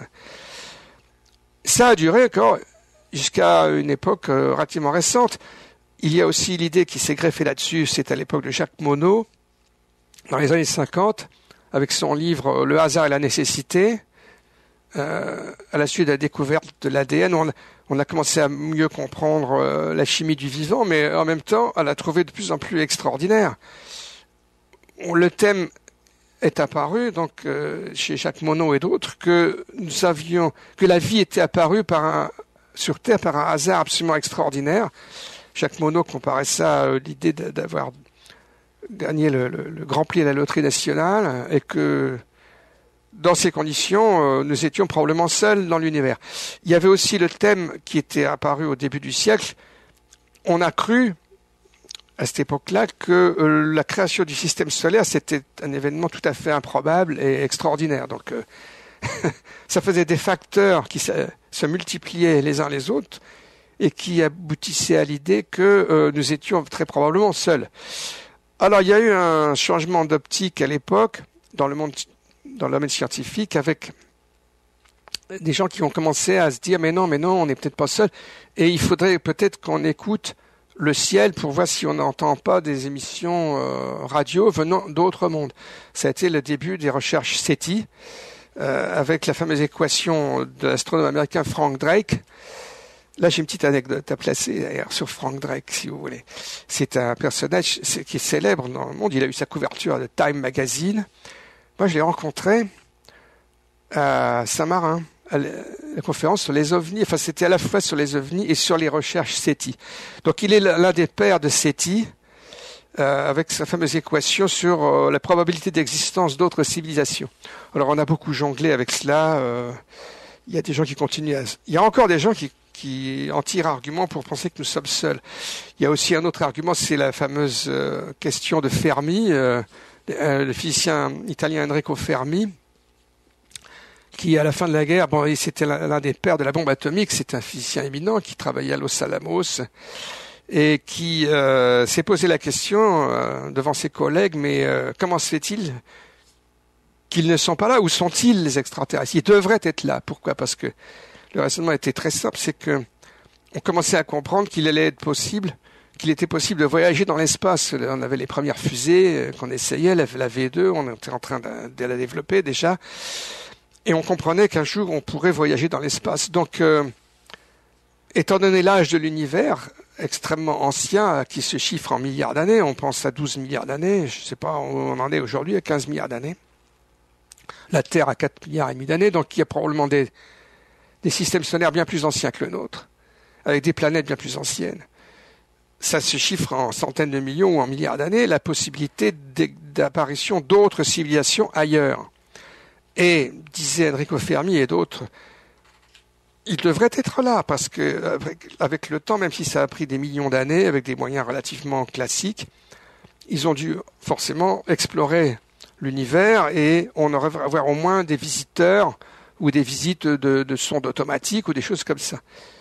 Alors, c'est là qu'il y a, il y a un tournant dangereux dans le raisonnement, c'est qu'il ajoute, il n'y en a pas, donc nous sommes seuls.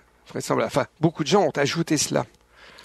Alors, évidemment, c'était nier totalement le dossier OVNI, entre parenthèses. C'est là que le dossier OVNI revient très fort. C'est que la réponse aurait dû être, ben oui, ils sont là, justement. Oui. Ils sont là, mais c'est secret. C'est très secret. Les autorités américaines disent non, il n'y a rien du tout. Depuis, on peut dater exactement leur discours. D'ailleurs, c'est le 9 juillet 1947. Enfin, le 8 juillet au soir, c'est le démenti de Roswell. À partir de là, c'est là que le rideau de fer du secret américain est tombé. Hein. Très, très fort, très brutalement. Donc, voilà, on en arrive à une époque contemporaine où il y a encore un discours à la fois scientifique et officiel militaire qui concourt à l'idée que nous sommes seuls, qu'il n'y a rien du tout. Et c'est ça qui est en train de s'effriter très vite actuellement. C'est ça. Alors, il y a eu donc cette controverse, on l'a évoqué déjà plusieurs fois. Il y a eu le drame de Roswell, la catastrophe, n'est-ce pas, le démenti de Roswell, avec ce film très très très bizarre qui a fait scandale en 95 et qui a mis fin à des enquêtes qui étaient très très poussées, qui devenaient très développées à l'époque. Et moi, je considère que c'est très important cette affaire-là parce que c'est une des portes d'entrée qui peut faire exploser le secret sur les ovnis. Parce qu'on a toujours ce problème du secret sur les bras. On traîne ça. Il y a plein d'observations. Il y a plein de gens qui voient des ovnis depuis au moins 60 ans et on sait maintenant depuis bien plus longtemps. Ça s'accumule. Il y a un certain nombre de pays qui ont des services officiels, mais la France en a créé un dans les années 70, à l'instigation des militaires d'ailleurs. Ils ont poussé à cela. Et c'est pas par hasard. Peut-être qu'on pourra en dire un mot après. Parce que ça les intéressait fortement. Et ça les intéresse toujours fortement. Le rapport du Cometa, il y a beaucoup d'officiers, d'anciens officiers là-dedans. Hein. C'est pas par hasard non plus. Hein. Et il y a donc un mouvement maintenant de reconstitution, si on veut, avec de nouveaux services qui se sont créés un peu partout. Le Chili en 98, on voit des réunions comme celle qui vient d'avoir lieu à Washington. Aux États-Unis, ça bouge beaucoup aussi. Donc, il y a des journalistes comme Leslie Kean, que vous connaissez, que nous avons interviewé ensemble à Chalon en 2005, qui anime un groupe influent, hein, qui est très actif, qui a réussi à organiser avec un nouveau journaliste apparu récemment, James Fox, qui a l'air très actif aussi et très intelligent. Ils ont réussi à créer une réunion donc à Washington qui a été très médiatisée. Il y a même eu qui réclame la levée du secret. Donc on en est là actuellement. Donc il y a de nouveau la pression qui monte après les années sombres 95 et quelques. La pression se reconstitue pour obtenir que le gouvernement américain débloque la situation, qui dise quelque chose, parce qu'il continue à ne rien dire. Aujourd'hui, quand vous écrivez à l'US Air Force ou au Pentagone, vous dire qu'en est-il des ovnis, ils vous répondent nous avons enquêté dans les années 50-60, mais il y a eu une enquête universitaire, le rapport de la commission Condon, qui a conclu qu'il n'y avait rien du tout. Nous avons fermé les enquêtes, nous n'enquêtons plus. Ça, c'est la réponse officielle. Quand on la regarde de plus près, elle est plus subtile. Elle consiste à dire, nous avons constaté qu'il n'y a pas de menace pour notre sécurité. Ça, c'est un peu plus subtil, en fait.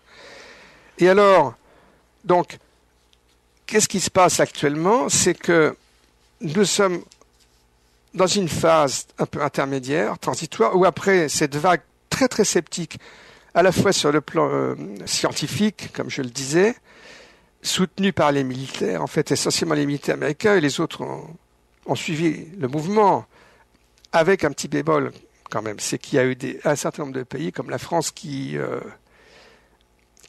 ont créé des services d'enquête. En Italie, ils ont un service d'enquête sur les ovnis dans l'armée de l'air. Moi, j'ai vu à 2 reprises, et encore cette année, il y avait un colonel en uniforme qui a présenté les études sur les ovnis dans l'armée de l'air italienne. Hein. Donc, c'est très ambigu. Le général Bermudez au Chili, du Chili, l'un des thèmes de son discours, il y a 15 jours à Curitiba, c'était de dire, il y a des ovnis, mais il est nécessaire de maintenir le secret parce qu'on ne peut pas tout dévoiler. Gilles Bourdet, pour revenir à Vision Céleste, Vision Cosmique, c'est, même si on n'en est jamais vraiment sorti, c'est l'étude du passé alliée aux moyens technologiques actuels qui font que les choses avancent? Oui, on peut dire ça comme ça.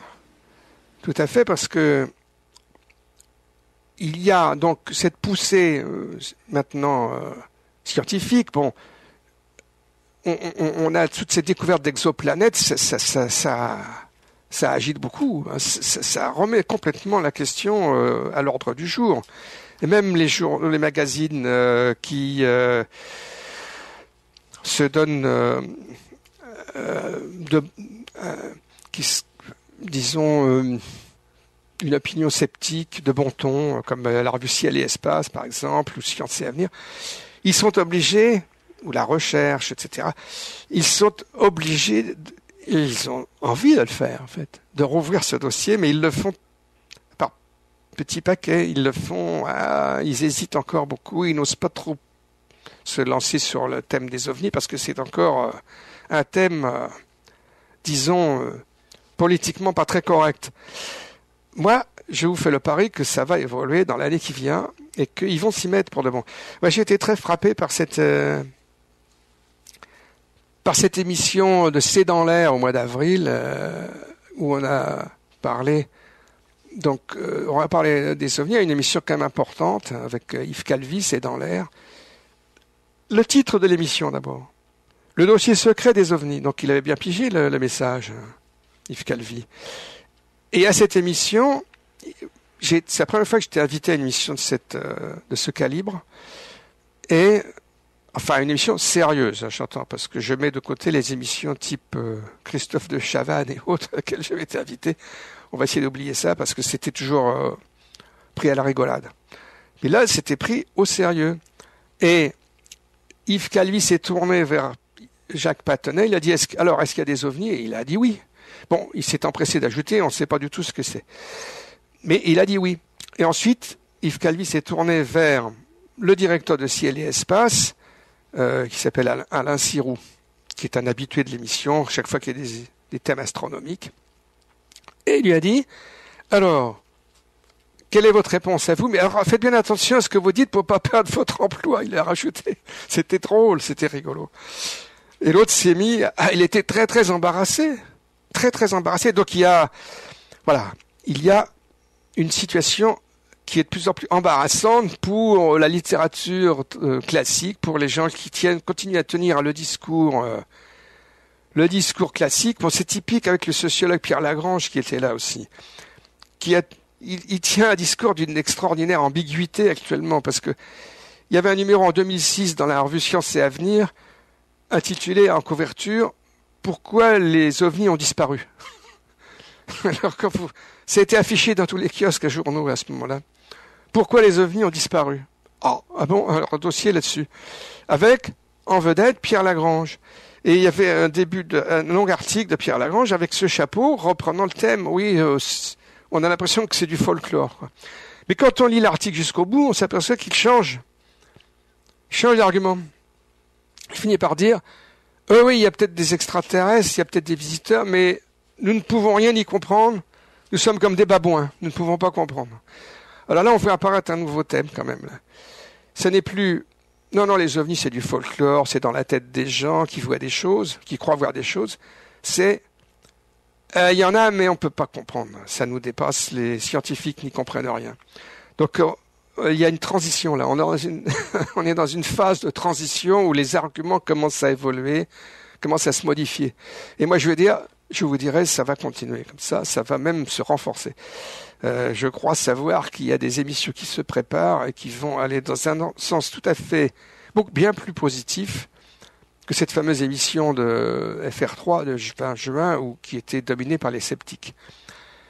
Bon, pourquoi est-ce que je vous raconte tout ça? Au fait, je ne sais plus très bien où j'en suis de mon exposé, mais ce que je voudrais dire, quand même, c'est que on est dans une phase de transition où il redevient très important, en effet, et c'est pas par hasard s'il y a plusieurs livres qui sortent actuellement, notamment chez mon éditeur, sur ce thème de la dimension historique des ovnis.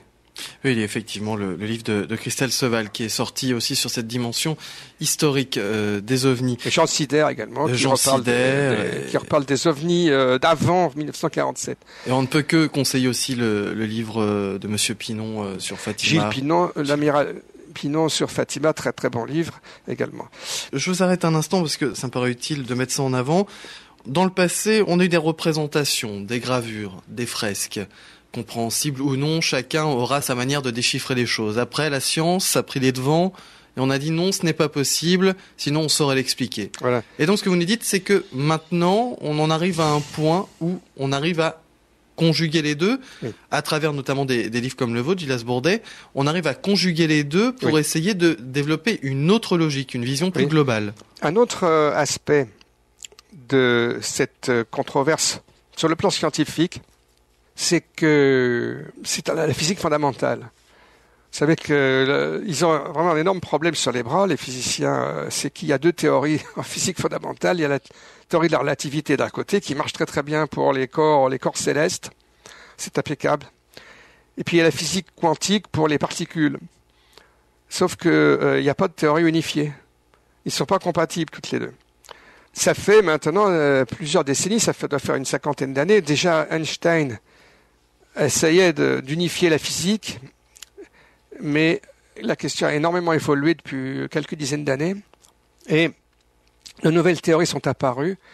Déjà, il y avait une première théorie à l'époque d'Einstein qui envisageait qu'il y ait d'autres dimensions. Pour arriver à essayer de faire coller les deux morceaux ensemble, il fallait envisager qu'il y ait une autre dimension spatiale. C'était la théorie de Kaluza-Klein, dans les années 20 déjà.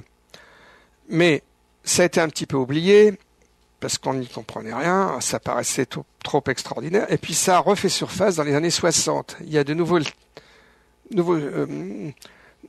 théories qui sont apparues, la théorie des cordes, des supercordes, maintenant ça s'appelle la théorie des brans, où on y envisage des univers parallèles carrément, parallèles au sens de l'espace-temps relativiste. C'est-à-dire que nous serions dans une sorte d'hyperespace éventuellement, avec une autre dimension spatiale. Il y a plusieurs théories comme ça qui se partagent le terrain à l'heure actuelle. Bon, il y a aussi pas mal de théories un petit peu comme ça en marche. Là, ce que je viens de vous dire, c'est ce qui se discute, c'est ce qui s'étudie dans les plus grandes universités, comme l'université de Princeton par exemple, qui est un petit peu le haut lieu des théories des supercordes, avec un physicien très réputé, grand mathématicien, Edward Whitehead. Il y en a un autre nom que je peux citer, c'est une physicienne américaine, Lisa Randall, qui marche à fond là-dedans, qui a publié un livre qui est très curieux. J'essaye de le lire, mais c'est très difficile.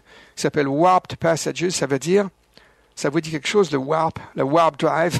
C'est un thème très très courant dans la science-fiction, dans tous les films. C'est l'astronef qui se lance dans l'espace à vitesse supérieure à la lumière, en modifiant l'espace-temps autour de lui. Et bon, c'est de la science-fiction, mais n'empêche que des idées comme ça commencent à apparaître en physique fondamentale. Donc le dépassement de la vitesse de la lumière en manipulant l'espace-temps, le passage par des trous de verre, par des wormholes, etc. Donc tout ça agite beaucoup les idées. Et c'est l'un des aspects aussi importants qu'il faut quand même souligner, c'est que ça se relie avec le thème des ovnis. Parce que, bon, allez, disons-le, la plupart des scientifiques ne savent bien qu'il y a des ovnis. Je vous ai dit que j'allais vous raconter une chose sur le père de l'équation, sur les probabilités d'existence extraterrestre, Frank Drake. Mais moi, j'ai déjeuné, j'ai dîné avec lui, il était très intéressé par les ovnis. Il y avait un premier jour sur SETI, il y avait 2 jours sur les ovnis. Il est resté les 3 jours. On est repartis ensemble en taxi. Et avec Nick Pope, j'ai assisté à un dîner où Nick Pope s'est mis à expliquer à Frank Drake pourquoi et comment il était entré à son poste au ministère de la Défense britannique, ne croyant rien, ne sachant rien, ne croyant rien sur les ovnis, et quand il en est ressorti 3 ans après, totalement convaincu de l'existence des ovnis. Et Frank Drake écoutait tout ça. Il était très intéressé, en fait. Et je vais vous raconter une autre. Allez, je vais faire une indiscrétion. C'est que l'année d'après, j'ai rencontré Richard Haynes, dont j'ai parlé tout à l'heure, qui habitait dans la même région que Frank Drake, la région de San Francisco. Bon, il a pris sa retraite maintenant, il habite dans l'État de Washington, près de Seattle. Mais il nous a raconté que il y avait une observation d'OVNI dans la région de San Francisco.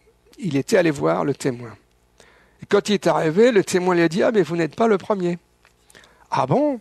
Oui, il y a un autre scientifique qui est venu me voir avant vous. »« Ah bon ? Et c'était qui ? » ?»« Ah ben c'était Monsieur Frank Drake. » Voilà. Donc, en réalité, qu'est-ce qui se passe ?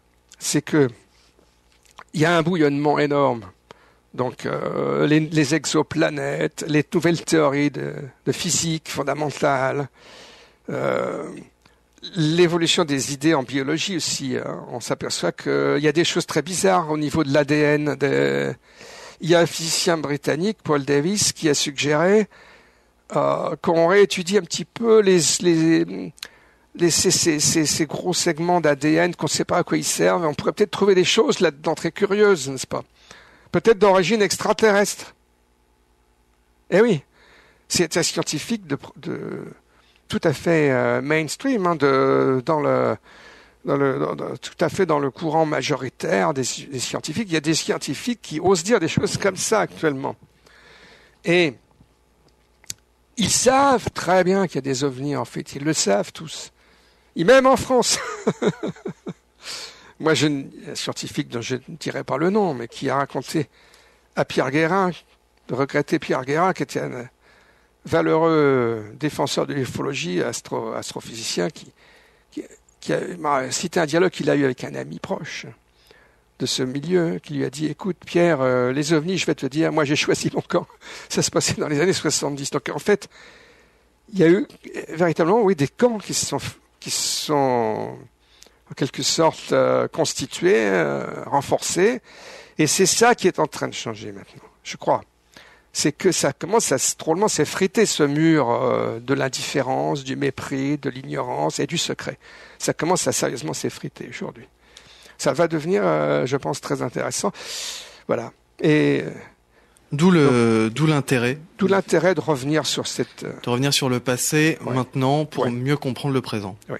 C'est toujours une bonne chose à faire, de toute façon. Alors, il y a un autre aspect que j'aimerais discuter, on en a parlé, mais je ne sais pas si vous faites une pause. On va faire une toute petite respiration musicale, Gildas Bordet. Oui. Vous écoutez Radio Ici et Maintenant, 95.2, l'émission La Vague d'OVNI, le mardi à partir de 23h, le dimanche de 14h à 16h. Vous écoutez Radio Ici et Maintenant, 95.2, l'émission La Vague d'OVNI. Notre invité est aujourd'hui Gildas Bordet. Il vient nous présenter son livre Vision céleste, vision cosmique, paru aux éditions JMG. Après cette grande partie d'émission consacrée, Gildas Bordet, à nous expliquer, à nous donner les thèmes qui vous importent, nous allons pouvoir maintenant les conjuguer en cette dernière partie. Voilà. Et alors, il y a un thème très important que j'ai à peine esquissé, c'est celui de nos relations avec ces êtres, soit réels, extraterrestres, ou d'autres dimensions. Quelle relation existe-t-il ? Quelle relation avons-nous ou pouvons-nous avoir ? Quelles sont leurs intentions ? Quel est il y a un mot qu'emploient beaucoup les Américains, quel est l'agenda des aliens ? Qu'est-ce qu'ils veulent au juste ? Ça fait beaucoup de questions. Et on trouve ce thème aussi bien dans le domaine ufologique classique que dans le domaine religieux. Et il y a d'ailleurs des théologiens qui se sont pas mal penchés sur cette question. Dans le monde protestant, il y a le révérend Barry Downing, théologien protestant. Les deux noms qui viennent à l'esprit tout de suite, c'est Barry Downing, dans le protestantisme, et le père Corrado Balducci, ou Monsignor Balducci, si on veut, dans le domaine catholique, qui est un spécialiste de démonologie, justement. C'est pas par hasard, vous voyez, s'il s'intéresse aux ovnis. Et ces théologiens, ils mènent une réflexion parallèle et ils s'intéressent. Ils ont traité la question des ovnis. Bon, Barry Downing est l'auteur d'un livre aussi, La Bible et les soucoupes volantes, hein, carrément. Et le père Balducci n'a pas écrit de livre à ce sujet, mais il a fait beaucoup de conférences. Moi, j'ai assisté à 2 conférences de père Balducci, à la conférence annuelle de Saint-Marin, en Italie. Et on dit qu'il a plus ou moins le feu vert du Vatican, de l'Église de Rome, pour parler. C'est sûr que s'il tenait un discours qui déplaisait, qui était totalement contraire, on leur aurait prié de se taire depuis longtemps. Ça fait des années qu'il parle. Il paraît qu'il était à la conférence de Washington, je ne sais pas, peut-être la récente conférence, je ne le savais pas. Quoi qu'il en soit, je l'ai vu encore au mois d'avril à Saint-Marin. Donc il est très âgé maintenant, mais il reste actif.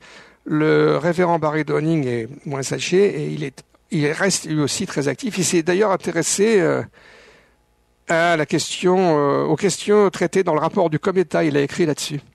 Parce que le rapport du Cometa a abordé le sujet de la dimension historique. Alors c'est quoi cet aspect-là? Est-ce que nous avons affaire à des êtres qui sont dangereux, qui sont bienveillants? Moi, j'ai tendance à penser qu'il y a les deux. Et c'est dans les plus grandes traditions, puisque dans toutes les traditions religieuses, si on se place sur le plan religieux, il y a des anges, il y a des démons. Donc, il faut faire attention. il y a des dimensions qui sont dangereuses, qui sont négatives. Dans le domaine ufologique, j'ai l'impression que c'est la même chose. Pourquoi est-ce que ça serait plus simple dans l'espace? Je sais que c'est l'idée de l'amiral Pinon avec qui j'en ai discuté. Il tient cet argument-là, c'est qu'ils sont forcément bons et bienveillants parce que sinon, les extraterrestres, parce que sinon, des civilisations qui seraient agressives ou hostiles risqueraient sont vouées fatalement à l'autodestruction. C'est un thème qui a été très très répandu dans la réflexion sur la Terre. À l'époque de Carl Sagan, par exemple, Carl Sagan a fait tout un développement sur le risque d'hiver nucléaire.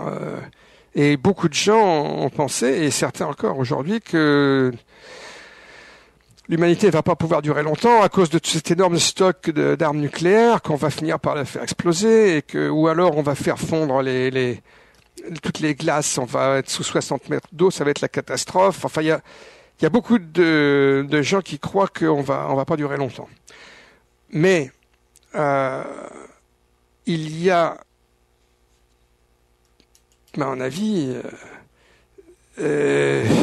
l'idée que des êtres seraient forcément bienveillants, sinon ils se seraient détruits, me paraît un peu optimiste. Moi, j'ai l'impression qu'il est fort possible qu'il y ait dans l'espace des êtres de toutes sortes, des êtres bienveillants, des êtres neutres, et puis des êtres carrément malveillants. Il y a peut-être aussi des gens très dangereux dans l'espace, si j'ose dire. Et il y a des raisons de craindre un peu cela quand même, parce qu'il y a des histoires qui sont pas très très sympathiques dans l'ufologie. Je pense aux mutilations de bétail, par exemple, où on voit des bêtes qui ont été mutilées par dizaines de milliers, certaines encore vivantes. C'est quand même assez impressionnant. Avec prélèvement de matière organique, tout le sang qui est pompé, et puis des parties importantes de l'animal.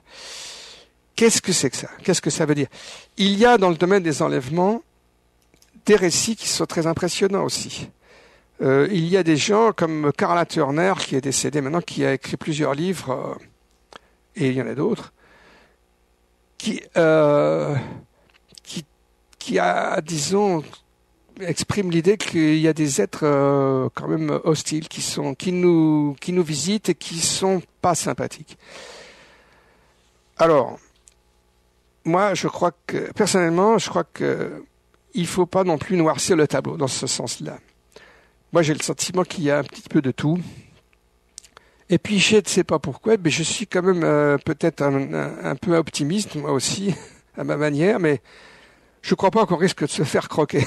Parce que si c'était pour ça que des extraterrestres étaient venus, il y a longtemps qu'ils l'auraient fait. Ils n'auraient pas attendu qu'on passe de 100 millions d'habitants à 1 milliard, puis 2 milliards, puis maintenant 6 milliards, et puis bientôt 9 milliards.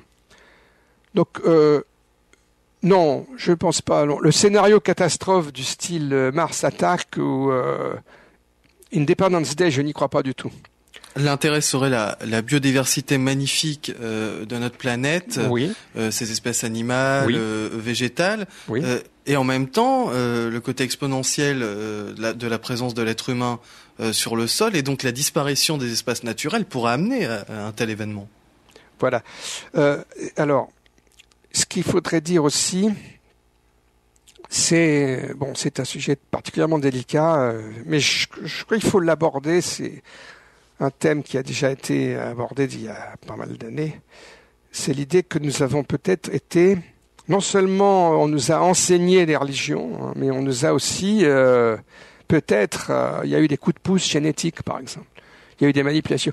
Bon, ce qui l'amène à penser à cela, c'est certaines révélations. Bon, c'est toujours entre guillemets les révélations comme dans les documents dits Majestic 12, il est fait allusion à cela, que nous aurions été manipulés génétiquement à de nombreuses reprises.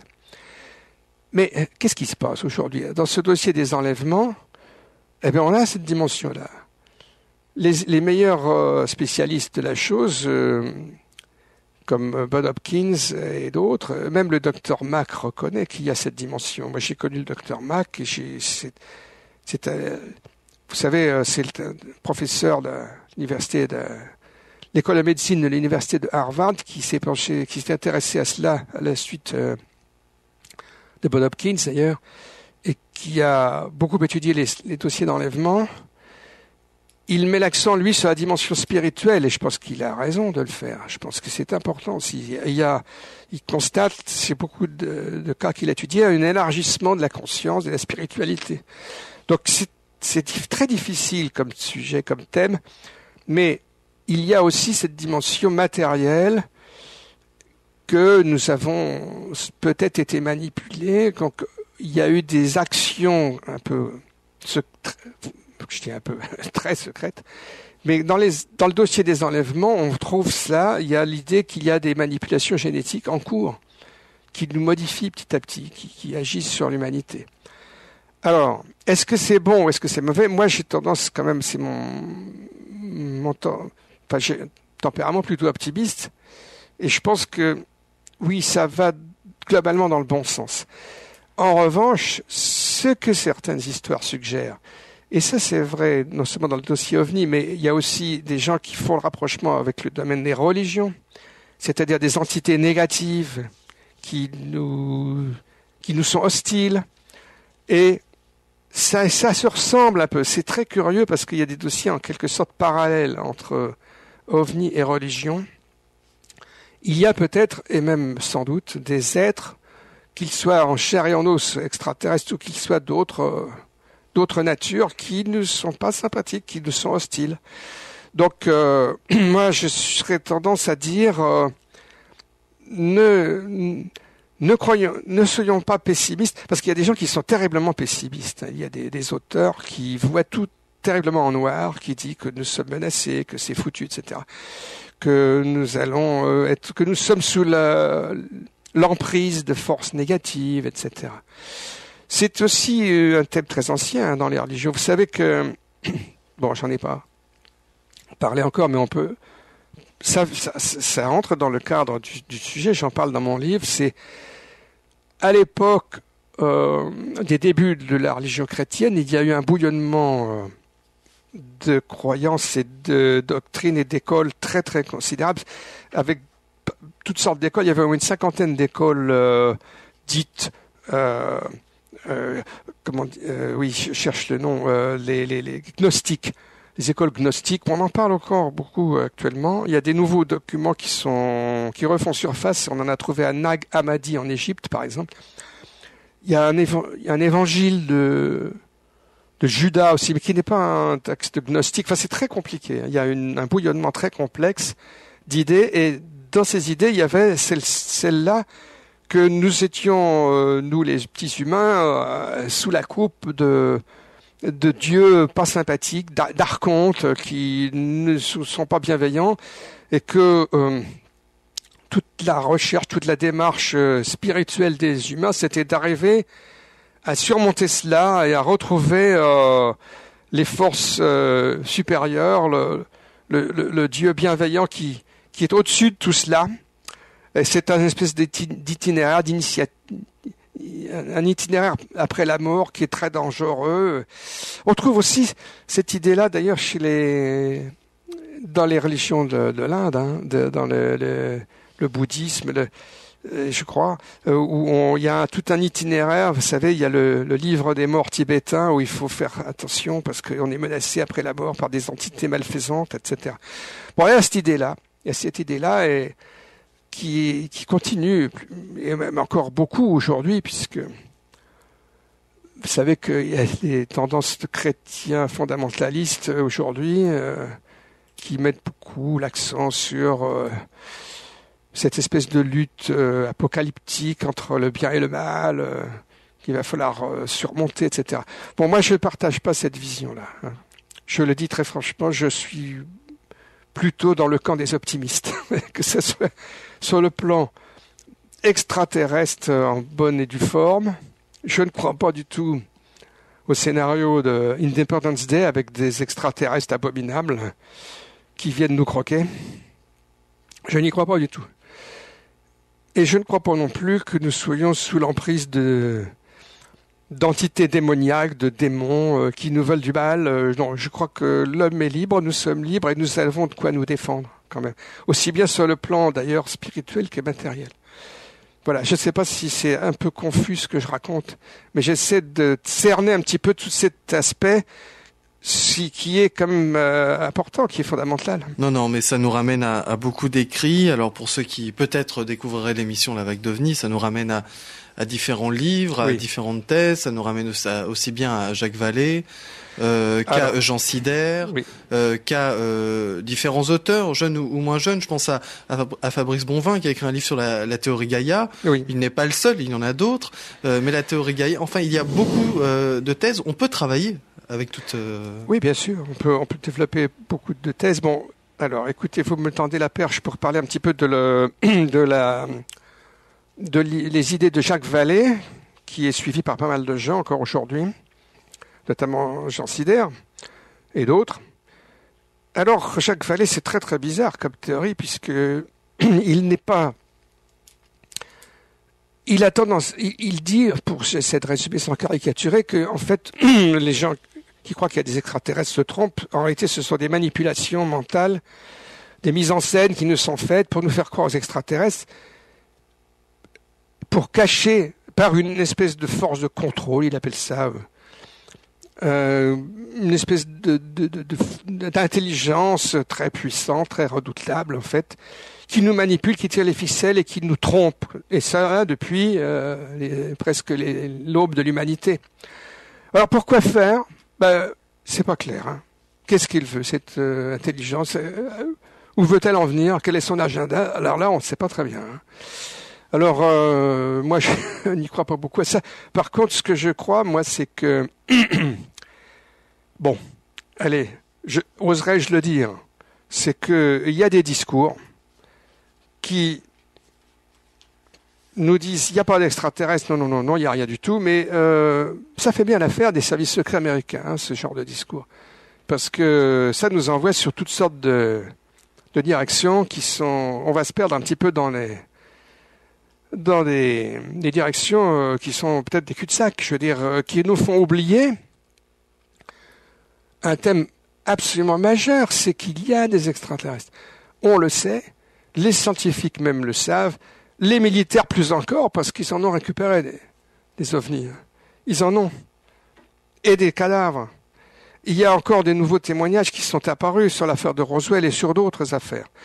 Je reviens, justement à Leslie Kean, là, cette journaliste, cette vaillante petite journaliste qui est très sympathique, j'aime bien, et qui vient d'obtenir que la NASA soit condamnée en justice à divulguer tout un paquet de papiers qu'ils ont sur un crash d'OVNI qui aurait eu lieu aux États-Unis à Kecksburg en 1965. On a récupéré un engin bizarre. Il y a plein de matériel, il y a des choses qui existent, qui sont là, et qui sont cachées encore. Donc, ce que je veux dire, c'est que les gens qui, comme Jacques Vallée, nous disent non, il n'y a rien du tout, mais non, c'est une intelligence très très mystérieuse qui nous manipule. Roswell, c'est l'ufologie de papa. Je l'ai entendu le dire à une conférence à Paris. Les enlèvements, mais non. Alors, il y a aussi un thème. Ah, c'est peut-être des expériences, des manipulations militaires. Ça court aussi beaucoup, ça. Et je trouve ça extrêmement douteux comme discours. Parce que vous imaginez un peu que les militaires américains auraient mis en route un programme, et puis pas seulement américain, parce que des histoires d'enlèvement, il y en a partout. Moi, j'en connais en France, on en a étudié un certain nombre, les uns et les autres. Non, ça tient pas debout, ça. Et les mutilations de bétail, opérations militaires secrètes, attendez, arrêtez. Il y a des milliers de mutilations maintenant en Amérique du Sud, alors, et que les militaires, d'ailleurs, d'Amérique latine s'emploient à cacher. Ça fait partie de ce domaine secret auquel faisait allusion, certainement, le général Bermudez. Donc, il y a des ovnis réels, il y a des extraterrestres, il y a des manipulations, il y a des choses tout à fait réelles et concrètes qui se passent. Et moi, je suis pas d'accord avec cette interprétation très ésotérique, ces interprétations ésotériques. Bon, ça, c'est mon point de vue. Cela dit, il y a des dimensions. Je suis d'accord, je suis tout à fait d'accord pour admettre que il y a des dimensions paranormales. Alors, j'en ai discuté avec des gens qui sont pas d'accord du tout avec ça. Des gens du Cometa, notamment, qui disent non, il n'y a pas de paranormal. Si, moi je pense qu'il y a du paranormal. Donc il faut pas se limiter, se cantonner aux ovnis dans les boulons. Je suis d'accord là-dessus. Il faut aller au-delà. Et il y a donc des aspects paranormaux. Mais moi, je ne veux pas faire une coupure entre le domaine paranormal ésotérique et le domaine scientifique. D'ailleurs, si Yves Lignon nous écoute ce soir, c'est exactement ce qu'il dit d'ailleurs lui-même. Il est spécialiste, il est un scientifique qui étudie le paranormal et il dit attention, il y a des études scientifiques à faire. Il a tout à fait raison, je suis entièrement d'accord. Donc ne coupons pas, ne faisons pas une séparation, une cloison étanche entre scientifique et paranormal. Et non plus d'ailleurs, paranormal et dimension ésotérique, religieuse. Bon là, évidemment, ça va beaucoup plus loin. Il y a peut-être un domaine religieuse au sens strict qui nous échappe. Moi, j'ai tendance à être un petit peu agnostique. J'ai tendance à voir le monde comme un cosmos unique. Il y a une force cosmique tout à fait à l'origine de toute chose.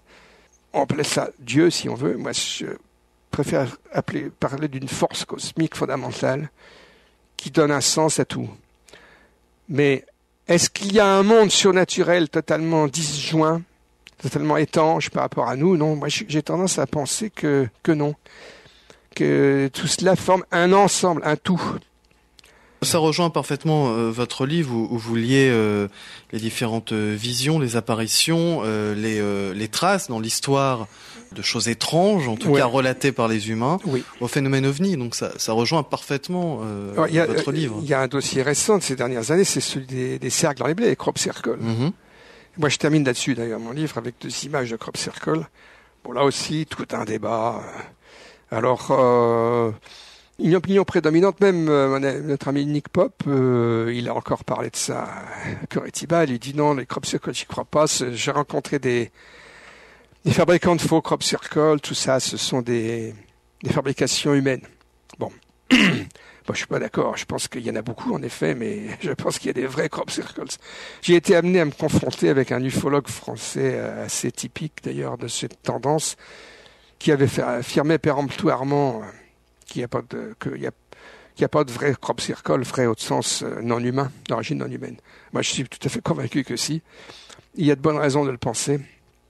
Il y a des phénomènes au niveau des plantes, des élongations des nœuds qui s'expliquent pas du tout par une action mécanique et autres changements dans la nature physique des sols, des croissances de matière, de cristaux dans le sol et des choses comme ça. Quand j'ai étudié au Canada, il y a un groupe qui a fait des bonnes études, quoi qu'on en dise, avec plusieurs ufologues américains, britanniques et autres. Et il y a des phénomènes tout à fait étranges. Bon, il y a des observations d'ovnis avec des phénomènes lumineux. Ça s'est vu en Hollande, par exemple.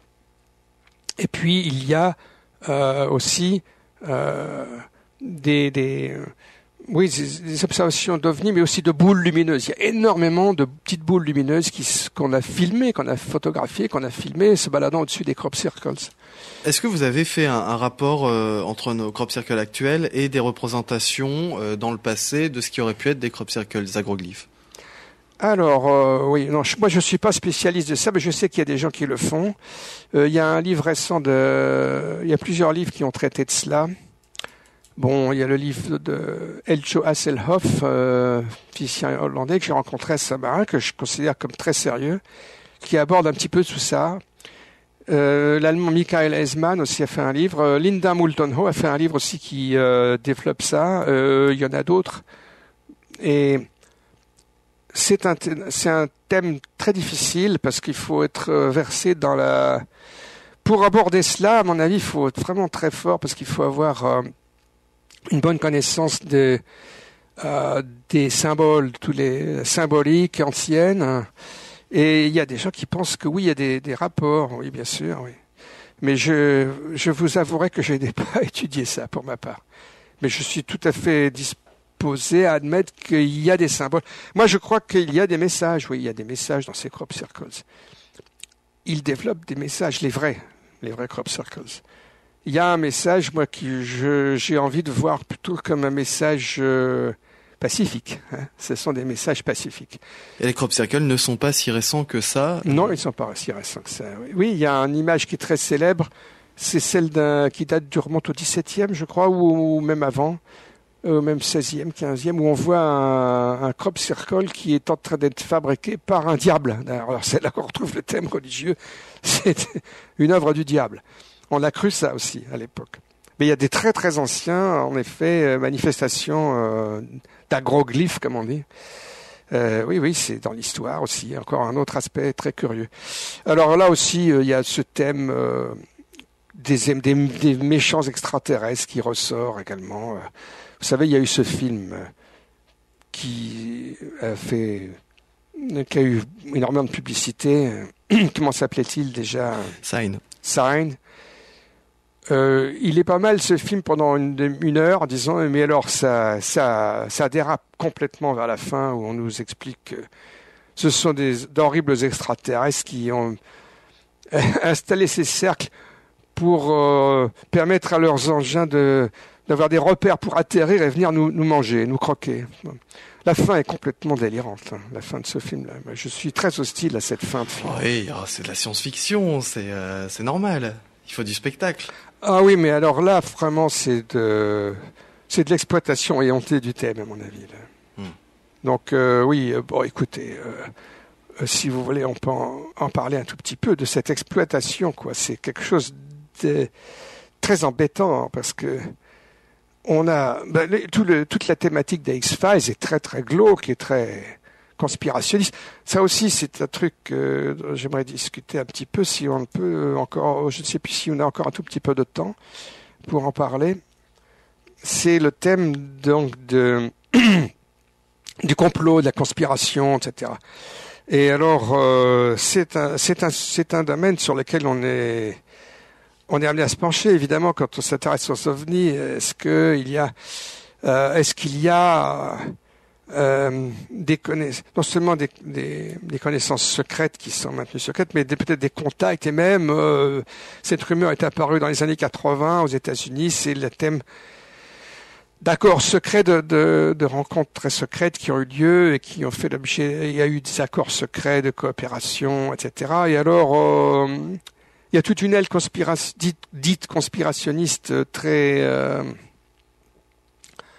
pessimiste au fond, qui dit que ça y est, nous sommes sous la coupe des extraterrestres, très dangereux, les reptiliens ou autres, les draconiens, je sais plus quoi, qui sont là, qui tirent les ficelles dans l'ombre, qui maîtrisent tout. Les gouvernements, il y a des gouvernements secrets qui sont sous leur coupe, etc., etc.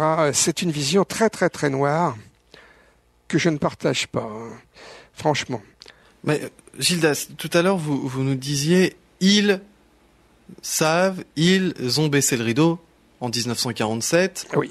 Est-ce que là, on n'est pas dans la conspiration aussi ? Et oui, ça démarre là, bien sûr. Oui, parce que le thème de conspiration prend sa source là, notamment, oui. Et alors, je vous ai bien entendu dire ça tout à l'heure. Hein. Oui. Je vais même vous en rajouter une couche, si vous voulez. C'est qu'il y a des témoignages dans lesquels, j'en ai parlé dans mes livres, j'en ai reparlé encore là un petit peu, selon lesquels il y a eu des contacts, effectivement. L'un des premiers contacts aurait eu lieu dès le début des années 60 sur la base de Holloman aux États-Unis. Il y a une description. Bon, c'est quand même très très curieux cette histoire, parce que il y a un colonel de l'armée de l'air qui est passé dans une grande émission de télévision, flanqué d'un cinéaste, Robert Emenegger, et ils ont raconté ensemble. C'est la grande émission UFO Cover-Up Live qui a eu lieu en 1988 sur la grande chaîne ABC. Sur tout le territoire américain, il y avait même des soviétiques en duplex qui collaboraient à l'émission. Et ces gens-là ont raconté que, le colonel, le nom m'échappe à l'instant, mais c'est pas grave, a raconté qu'il était responsable des archives de filmographie de l'Air Force sur la base de Norton en Californie, et il a eu en main une heure de film, quelque chose comme ça, de cette première rencontre avec des extraterrestres sur la base de Holloman. Et il a eu le feu vert à un moment donné de la hiérarchie, c'était dans les années 70, au début des années 70, pour proposer à ce cinéaste, Robert Emenegger, qui était là et qui confirme, de faire un documentaire dans lequel on aurait montré un petit peu ça. Donc il a été fortement question à l'époque, dans les années 70, d'y aller carrément, de divulguer des secrets déjà quand même très importants, très profonds. Ça aurait été un choc terrible. Finalement, ils se sont dégonflés. Mais Robert Emenegger a fait un film où il y a une petite séquence où il dit, tiens, peut-être que c'est arrivé ou peut-être que ça va arriver un jour. Voilà ce qu'ils ont fait. C'est très curieux. C'est juste quelques années avant le film de Spielberg, Rencontre rapprochée du troisième type, qui développe ce thème-là aussi. Donc il y a eu une période où il y a eu quand même on a l'impression quand même qu'il y a eu des tentatives d'ouvrir un petit peu le sujet, de le développer un peu dans les médias. En nous disant cela, Gildas Bordet, vous validez en quelque sorte. Oui et non. Je valide une partie. D'accord.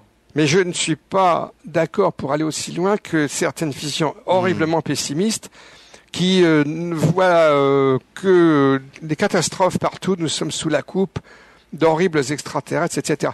Je voudrais préciser à nos auditeurs que pour avoir différentes images, ou par exemple voir ce fameux diable faucheur reproduit sur une gravure en bois en 1678, ils peuvent aller sur un site internet qui regroupe des informations. Il s'agit de rr0.org. 0, vous l'écrivez en chiffres. Il y a différentes images. Il y a aussi nombre de personnages dont nous parlons depuis le début de cette émission, dont il y a la bio sur ce site. Donc n'hésitez pas, c'est rr0.org. Et moi j'ai actuellement le diable faucheur sous les yeux. Bravo, bien joué. C'est très bien. Il est là. Gildas Bordet, pour conclure cette émission et pour en quelques mots résumer, je n'ose même pas vous demander ça, mais en tout cas nous donner les points les plus importants de ce livre Vision Céleste, Vision Cosmique qui vient de paraître aux éditions JMG. Que nous diriez-vous? Je rappelle que c'est un livre, c'est une réédition augmentée, retravaillée de votre part. Moi, le thème essentiel que j'aimerais qu'on retienne, c'est, si j'ai un message, entre guillemets, à donner, c'est que nous vivons dans un monde formidable, dans un cosmos fantastique, et il n'y a pas de raison de broyer du noir, de tomber dans le pessimisme à tout crin. C'est un monde fantastique. Il y a des aspects très, très positifs dans tout cela. Nous ne sommes pas seuls dans ce cosmos. Il est plein de vie. Et d'ailleurs, c'est ce que disait le père Balducci, en 3 mots. Le cosmos est plein de vie. Et un bon chrétien doit s'en réjouir car c'est à la gloire de Dieu. Voilà, si vous voulez. Merci beaucoup, Gildas Bordet. Vous écoutez Radio Ici et Maintenant, 95.2. C'était l'émission La Vague d'OVNI, émission proposée et dirigée par Didier Deplège. Gildas Bordet nous présentait aujourd'hui son livre Vision Céleste, Vision cosmique, paru aux éditions JMG. La vague d'OVNI, c'est tous les mardis à partir de 23h, le dimanche de 14h à 16h.